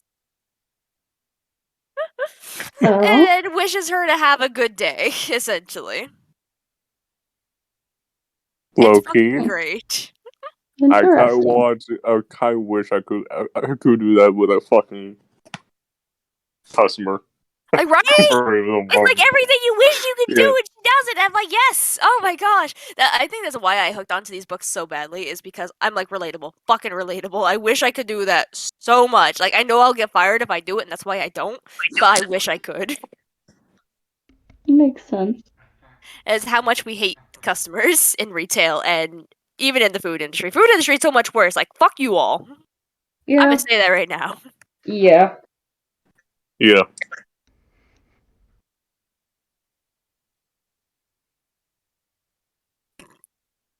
But no, yeah, because like I've worked food and I've been in her spot before, and well, the only time I've actually dropped a tray drink was when there was like something slippery on the floor and I slipped and fell, and then all my coworkers laughed at me. Oh, it's awful. Yeah, it was awful. I'm just like, you fucking Man, bitches. Man, fuck those coworkers laughing at someone else's misfortune. It's like they Or were just bad standing luck. around waiting for their food to be done so they could take it to their customers, and then I just slip and fall on my fucking, like, literally, my entire front of my shirt was covered with a mixture of soda and probably some alcohol. Gross. Unpleasant, both. Yes. And some water too here and there, but, like, you know. Yes, I mean, have at fun and least make mistakes and messes. you're As not you a know. dishwasher. Hey, we tried warning you, but you're like, no, it's fine, I love this. And we're like, Oh no, I'm having fun. It's just there are some things that are somewhat unpleasant to wash. oh yeah.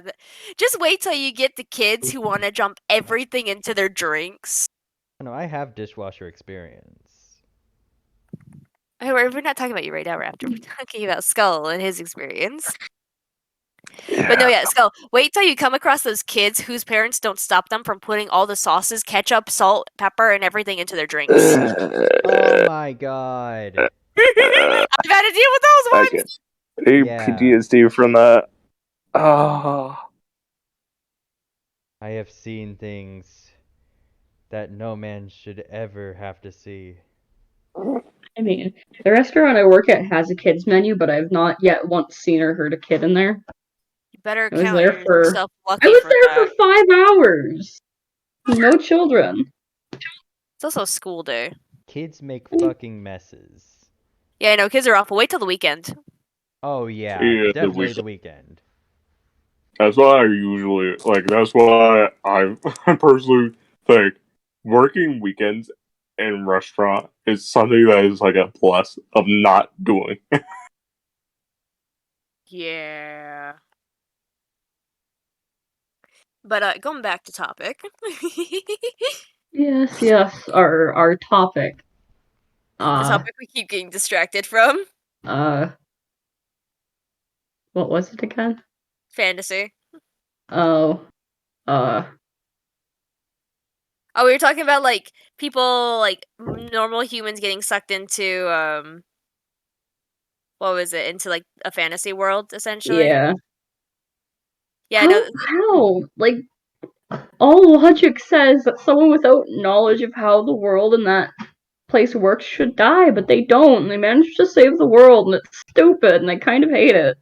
Yeah, I can see it in that context, but in the terms where like if it's still like our world and things like that, I can kind of see it working then. No, it's not our world. It's not. They're sucked into the past. No, it's different world. They know nothing of how the world works. Also, anime. Stupid. So we know how you really feel about that now.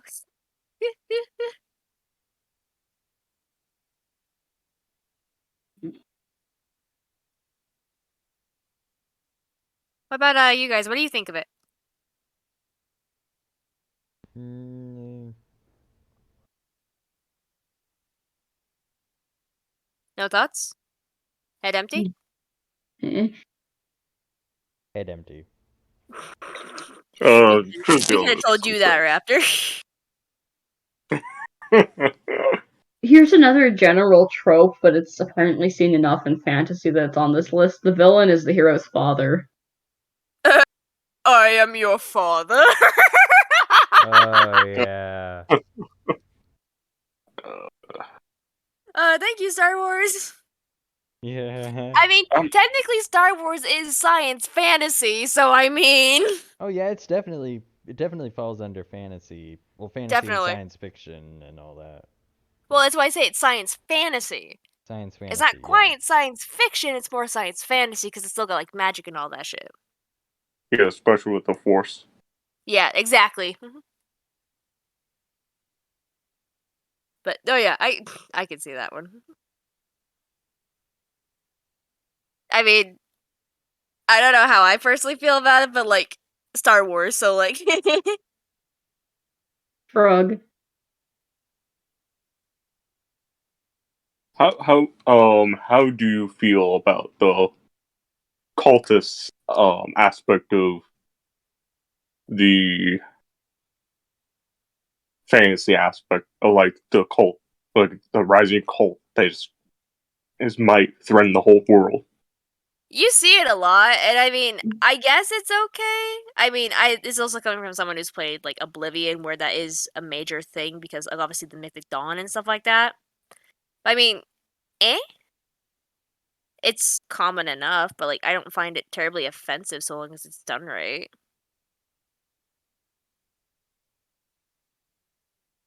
As long as like they don't have to have a good reason, so like the reason doesn't really have to be good. Again, it just has to be like entertaining. I guess is the best way to put it. Yeah, Mm. I see. Or at least pose enough of a threat. Because again, like with Oblivion, like the Mythic Dawn, no, yeah, they were a threat. They killed the Emperor. They're basically working for Mehrum's Dagon, the Daedric Prince of Destruction. So it's like, no, yeah, they were definitely a threat. So it was good in that regard. I did enjoy it there. But like again, they just have to be a threat.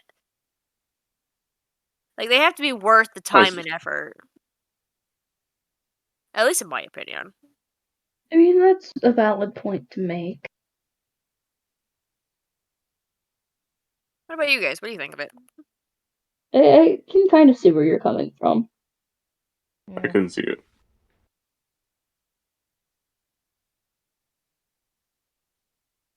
I'm gonna be honest, when Ruthless brought up cultists, my first thought process was back to our first D&D campaign that we Oh played my where gosh. with Lotus. Oh. You're welcome. Which one? The first um, one Our with you first guys. one. Oh The yeah, only the one we actually finished. you yeah, know, um, yeah, that one. yeah, that one. The one that was set in the country that I can never remember the name for, but we also never had a name for until well into our second campaign. Yeah, because I kind of had to come up with a name for it at that point.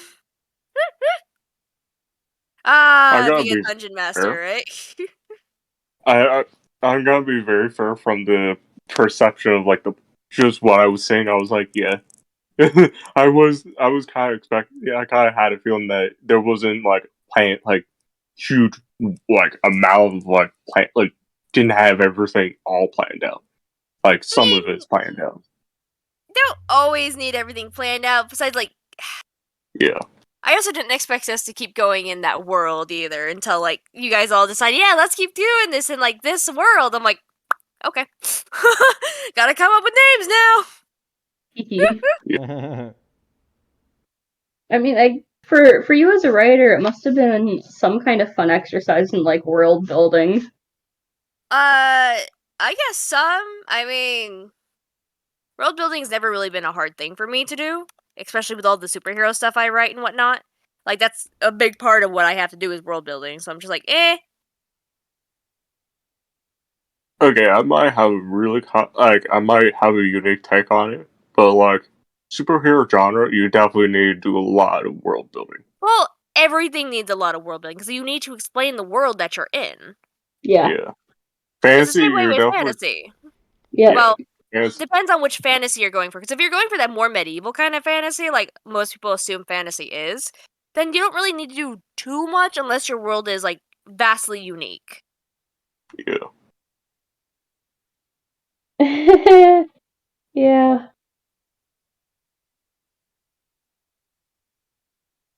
Yeah. Yeah, basically, like Again, that's why Skull we're gonna be having a world building episode. I'm excited. I know I am too. Can we do that next week? Oh. Yeah. Yeah, we could. Sweet, let's do it. It's been decided. Sorry, everyone. Yeah. Sure, why not? I mean, I'm sure Ruthless would have something to say on the matter. I'm not sure about Raptor. No, I wouldn't. I'm Probably gonna say not. Raptor's just here for the ride because, you know. We just kind of drag him along at this point. Yeah, you're the face. You're the pretty one. I wouldn't even say that.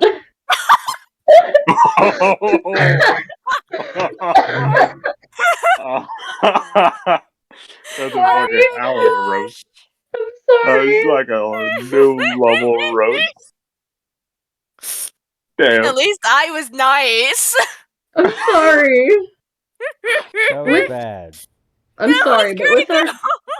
With our group, though, I can't really say that there's like a quote unquote pretty one. I don't know. If we try hard enough, we could probably find a pretty one. I mean, to be fair, we're all kind of the dumb one. Yeah, I don't know. I think, I'm sorry, Raptor, but you kind of take the cake on that one.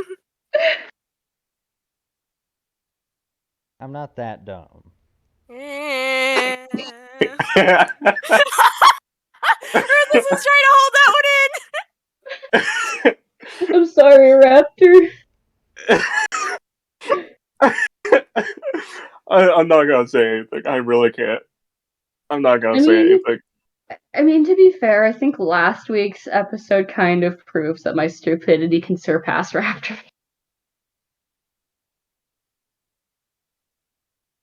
Depends on the day.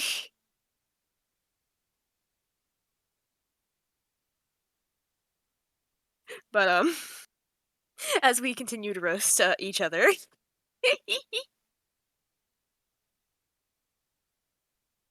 Oh, I love this.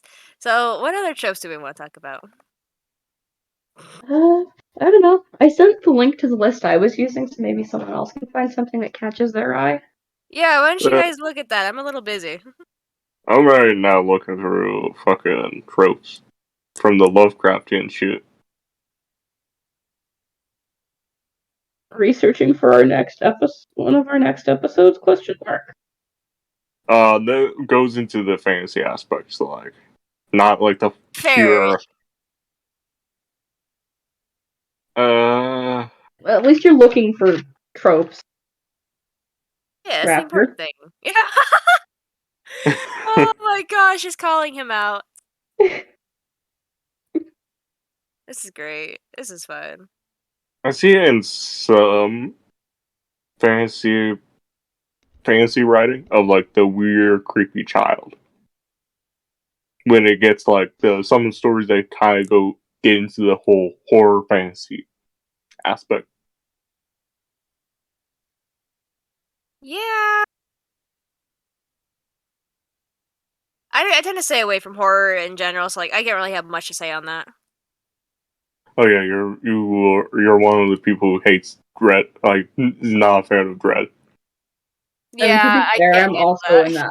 I'm also in that boat with Lotus. Yeah. Would you Man, be able to give your opinions on horror movie tropes though? Like just the tropes, not even like No, not delving at all. into. I'll be honest. I'll No. probably be gone for that one. It's like, sorry guys, but I can't add much to this. Oh, whoop.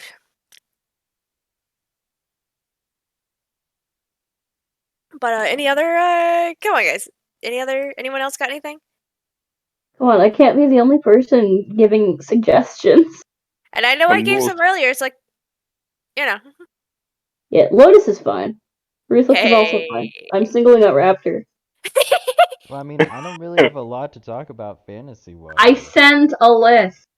Look at the list, Raptor. Say something, List. please.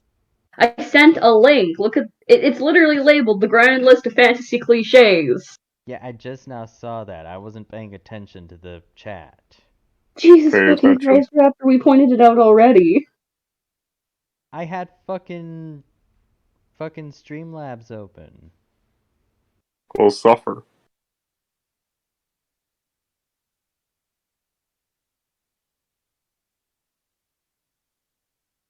Did you miss the part where I said I sent a list? I have the fucking list now. Good. One idea like I kind of found is the reluctant, like the reluctant. My tongue, The English is not working with me. reluctant hero. Yeah. I don't know. I feel like it can work out, but I'm also a sucker for Levi, so Levi? Anchorman, Huh? Attack on Titan, Oh. the Short King.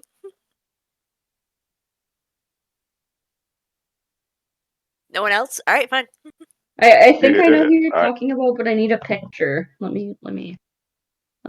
Just how you fit Oh, Attack on Titan Levi. is he That's is what he I'm like the guy with the bowl cut? Yeah, the one that beat the shit out of Eren in season 1. Oh, Yeah, him! Yeah, I know who you're yeah, talking about. Okay. yeah, him. Yeah, he's cool. He's pretty Yes. cool. Like he's a looking hero done right. Let's be fair. Yeah. Mm-hmm. It's not like fucking what's his name, Ivan Vigilian, where it's like the fucking became like the bitch hero. That's the problem. I feel like reluctant heroes can turn more into like little bitches, and I think that's just what annoys me. Yeah.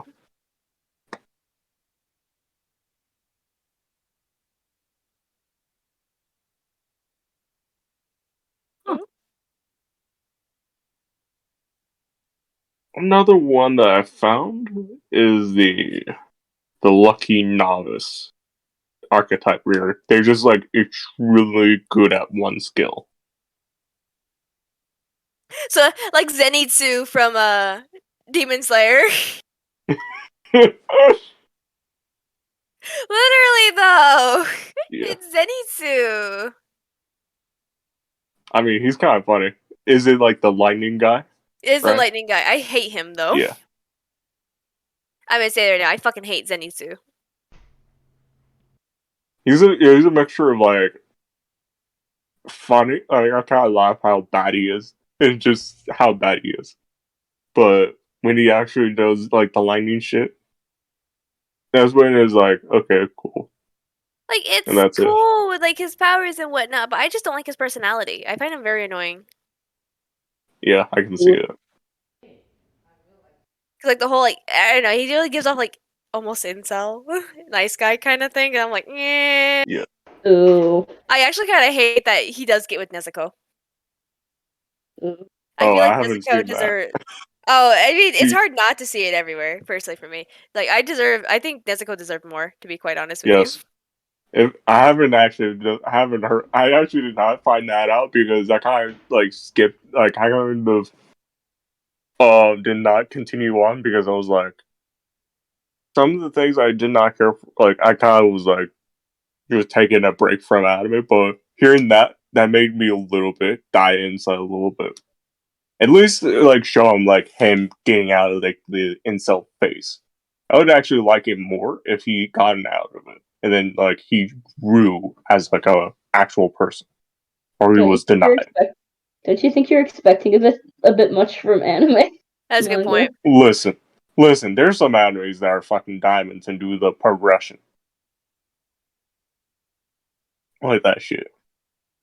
And to be fair, I kind of do prefer manga because it does give a better picture of the situation, That's fair. and just better overall. Some of the shit is just adapted. It's just dog shit. I mean, to be fair, some of my favorite like animes slash manga, the manga was adapted from the anime, which is odd, but I mean, there's some like anime originals that are really good. yeah. I think what's his name? I honestly cannot remember which one. There was one anime that's We need, just I think too we need to do an original. anime episode at this Yeah, point. Probably. yeah. Raptor, have you found a trope yet? Um, none that I have any experience with. What about the damsel in distress? Or the distressing dudes. No, man, uh, you all disappoint me now. honestly, Sorry. I actually think it's a decent trope.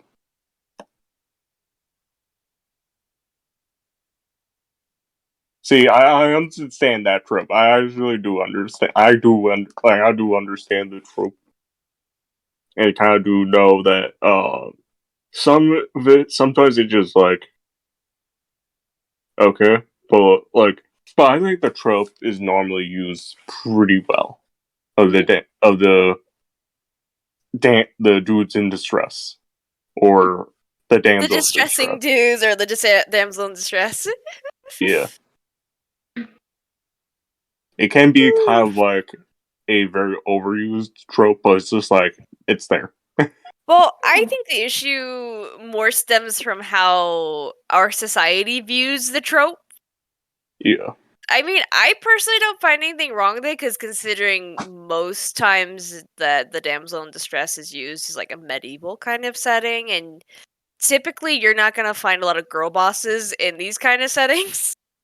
Typically, yeah, that's unless you're looking you're creating like a medieval fantasy world with a more modern lens. In which case, then you might use like the distressing dudes trope instead of the damsel in distress. Like, I personally don't find anything wrong with it. It's just a trope. It's just something Yeah. that's very fairy tale esque, and Yeah. this is there's nothing wrong with fairy tales. Like, so just my slight tangent on this part, but it does annoy me seeing how people rip on like fairy tale, fantasy, romance kind of tropes without fully kind of recognizing where the tropes initially came from, what their purpose is, and their function to an act like a proper story, and not just like a slap together, piece of whatever. Because I think that's what bothers me most when I see like these satires or reimaginings of more modernized Disney princesses, like the Cinderella remake that was sponsored and put all over Amazon Prime with the girl boss Cinderella. I can see why some people say Shrek is kind of like making like a very brutal, very vicious mockery of But fans. and that's fine, but then like you have more modern like shows and stuff like that that actually try to like critique it and point out what's wrong with it. And I'm like, Yeah, but you're misunderstanding what it is to a story. Because again, like a damsel in distress doesn't always have to be someone who is completely weak or powerless. It could just be someone who is unable to fully save themselves. And that can be taken in any number of contexts. yeah, Same with a like distressing dude. yeah, for sure. Look at Disney's Hercules and Meg. Exactly. Like Yeah, literally, they start like, oh yeah, it's your classic DID damsel in distress. But then when they actually go, like he goes to help her, she's just like, fuck off. I am a damsel in distress. However, I don't need you. Like that's a good way to subvert it. It's like, yeah, I can handle this myself. You can go or run along. It's like, yeah, yeah, that one I can see. But again, like it's more seeing how people try to critique these toxic kind of tropes. But I'm sitting here like it's only toxic because you're making it that way. If you actually look at it in the full context of a story, or like certain stories can still be bad, obviously, but you also have to look at the story itself. And also like this is also another slight tangent. I don't like it when people use older versions of stories when they were made in a completely different time. Yeah. It's yeah, always gonna be something that's only gonna irk me because these are different philosophies, viewpoints, and culture and everything from what we know now. It's not going to be the same. I mean, just like let anyone read Sun, Moon, and Talia, for example, something that was made, if I'm not mistaken, in the 1600s. Let them read that and see if they see Sleeping Beauty ever the same again.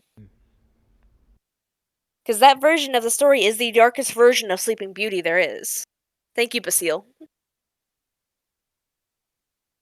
And he also did one for for Snow White, but I don't remember what that one was called. But again, like, if you actually look at what original fairy tales were, they were much darker than what Disney did.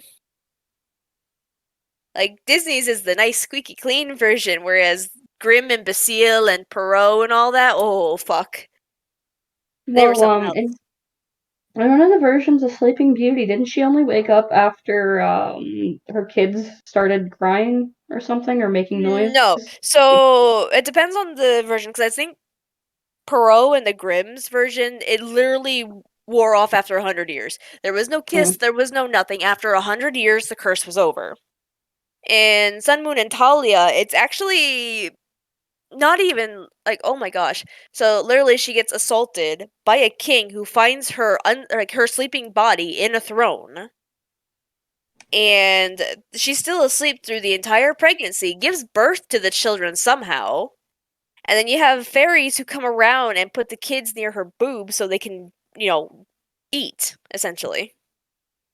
It's not till one day when the kids mistake her finger for a nipple that they suck out the flaxseed lodged in her nail that wakes her up.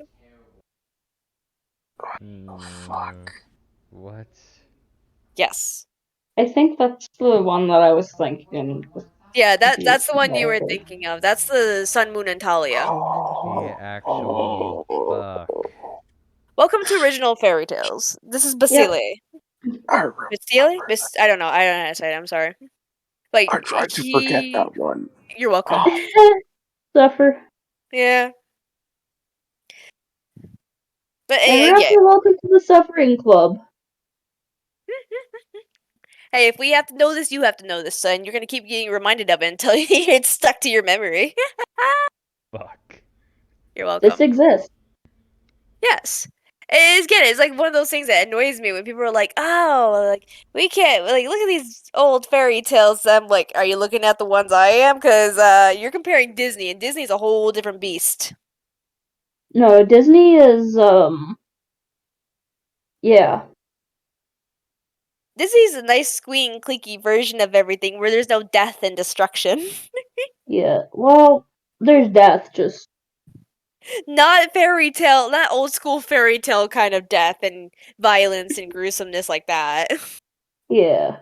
Because that stuff's a whole nother ball of wax. I mean, literally, like in You the know.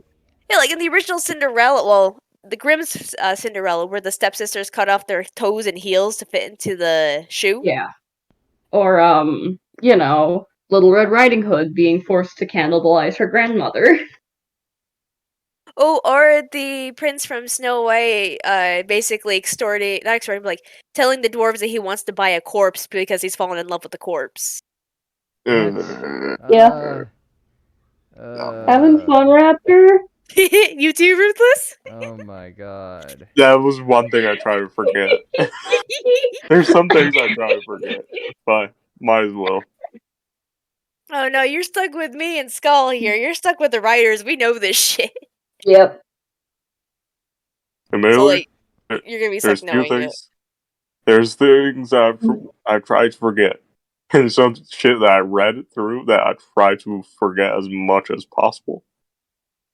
But you guys are reminding me of it, and You're welcome. Suffer. Where's the cake sticker? It's not in this server, but you have Nitro anyway, so it don't matter. Yeah, I know. I'm looking for it. yeah, Suffer. There you go. Have fun with that. You're invited to suffer. Join? We're already there. But no, yeah, I mean, like, fairy tales are something else entirely. I think the only one that's like not so bad is probably the Hans Christian Andersen's Frozen or Ice Queen kind of thing. Snow Queen? Ice Queen? I don't know. Like literally the only consequence is that the guy like the kid is like starting to freeze to death essentially and he has to put together this like impossible equation in order to free himself and he does through the help of his, friend. Like that's probably the only one that doesn't have like really bad consequences to it. Now, if we're getting into the Little Mermaid, though, that was a whole nother thing. Yeah. yeah. I Woo! remember that one very vividly, and I cannot forget it. Yeah, she has her tongue cut out so she can never have her voice back. It literally feels like she's having a sword sliced through her fin to make it into two legs. Every step feels like walking on nails, like to the point where like she's even bleeding from her feet. So like, yeah. And she doesn't even win the heart of the prince after that because he sees her more as a pet than an actual person. Yeah. Yeah. And she basically like surrenders herself to become sea foam, but ends up becoming an angel of the wind. No, yeah, Little Mermaid's fucked up. So like, at least good on Disney for making it kid friendly. Yeah. 1.5 feet, honestly. I mean, honestly, like I know, like there's a lot of the like fairy tale romance and fantasy tropes are kind of like cliche and just like, oh my gosh, why would they do this and things like that. But like, just take a look at the source material. Yeah. It's even funnier because like I remember, I remember someone commenting on how the Barbie Rapunzel was nothing like the original Rapunzel. I'm like, have you read the original Rapunzel? Like the original one. That It's one probably happened for the already. best that it's not like the original Rapunzel. Like Yeah. Holy what fuck. happened there? Okay, What happened so there? a man and a woman are trying for a baby. The woman finally does get pregnant, but doesn't realize she's pregnant yet, and she sees in the witch's garden, like their neighbor witch, sees like these flowers that she really wants to eat. So she has her husband go get them. But after a while, the husband gets caught by the witch and makes a deal with the husband saying, I will give you my flowers, but you give me your unborn child. And he agrees Yeah. to it. Oh my god. And when the child is born, the witch takes the child, names her after the flower that the wife was craving, and then locks the child in a tower. And then one day, while the child is singing, a prince, I want to say it's like 2, 3 years older than her, like, because he was like 15 or 16 and she was 13. Remember this fact. He watches the witch asks for Rapunzel to let down her hair. He does the same thing, lets him up into her tower, and just even though she's scared at first, she falls in love with him almost immediately. And it's like love at first sight there. And wait, it gets better. After a while, and depending on which translation and version you're reading and whatnot, Rapunzel asks her mother witch why her waistband was getting tighter. Put two and two together. Oh boy. And then, as punishment, the witch cuts off all of Rapunzel's hair, drops her in the middle of the desert, waits for the prince to show up for his nightly rendezvous, if you know what I mean. Oh boy. Yeah, remember the fact, she's 13, he's like 15 or 16. He climbs up the hair, he sees her, she pushes him off into like the bramble bushes. So he has his eyes scratched out. So he's wandering around blind and helpless until he hears singing. And he comes across Rapunzel in the desert with twins. And somehow her tears fix his eyes and they go back to his kingdom. I mean, I'm gonna be honest here. I understand the time period that this was like written in makes sense, but Mama Witch was right to be mad if they're Mama that Witch young. was right to be. No, yeah, she definitely was. Well, I mean, young to us, but that was about like the appropriate age during that time, roughly. Yeah, I guess. Admittedly, I felt like I was on like a LSD trip Welcome to fairy hearing tales. that whole sentence. No, that sounds about right. Yeah, Welcome to the joys of early fiction. I know. Welcome just to fairy tales in general. This is what fairy tales actually are. Like Disney made it nice for kids, but fairy tales were dark. Well, to be fair, weren't fairy tales originally written to scare children out of doing certain things? I think so. And like in order to do that, you actually have to make them terrifying. It's the same reason why Western dragons are so, destructive and things like that, because they're used as literary devices for evil and chaos and whatnot. Whereas Eastern dragons are more like guardians of nature and are benevolent. I like that more, admittedly.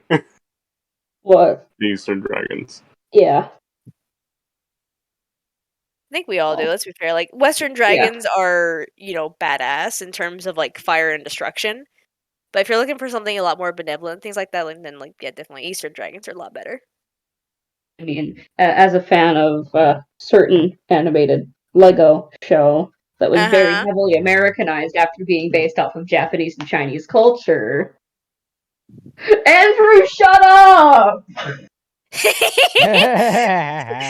like we're not the only ones judging you now, bitch. Yeah, but no, that's like one of my biggest issues with the show is the fact that they Americanized the dragons.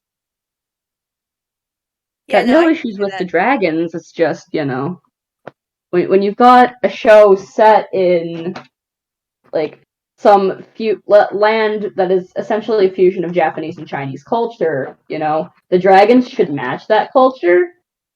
There is one dragon in the show that matches the culture. One. Only one.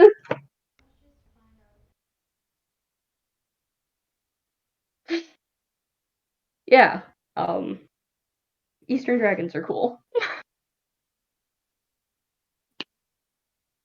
gonna Great. leave it there.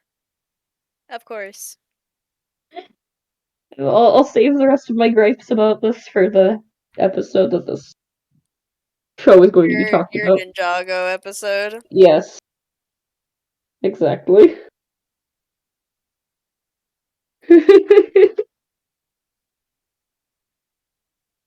But that aside, Yeah, that aside,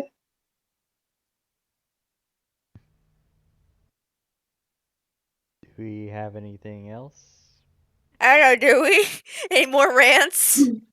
no, I think I'm good. I think I'm good. I mean, we've been talking for I don't know, Raptor, what's the timer 2 say? hours. Yeah, we've been recording for a bit over 2 hours now.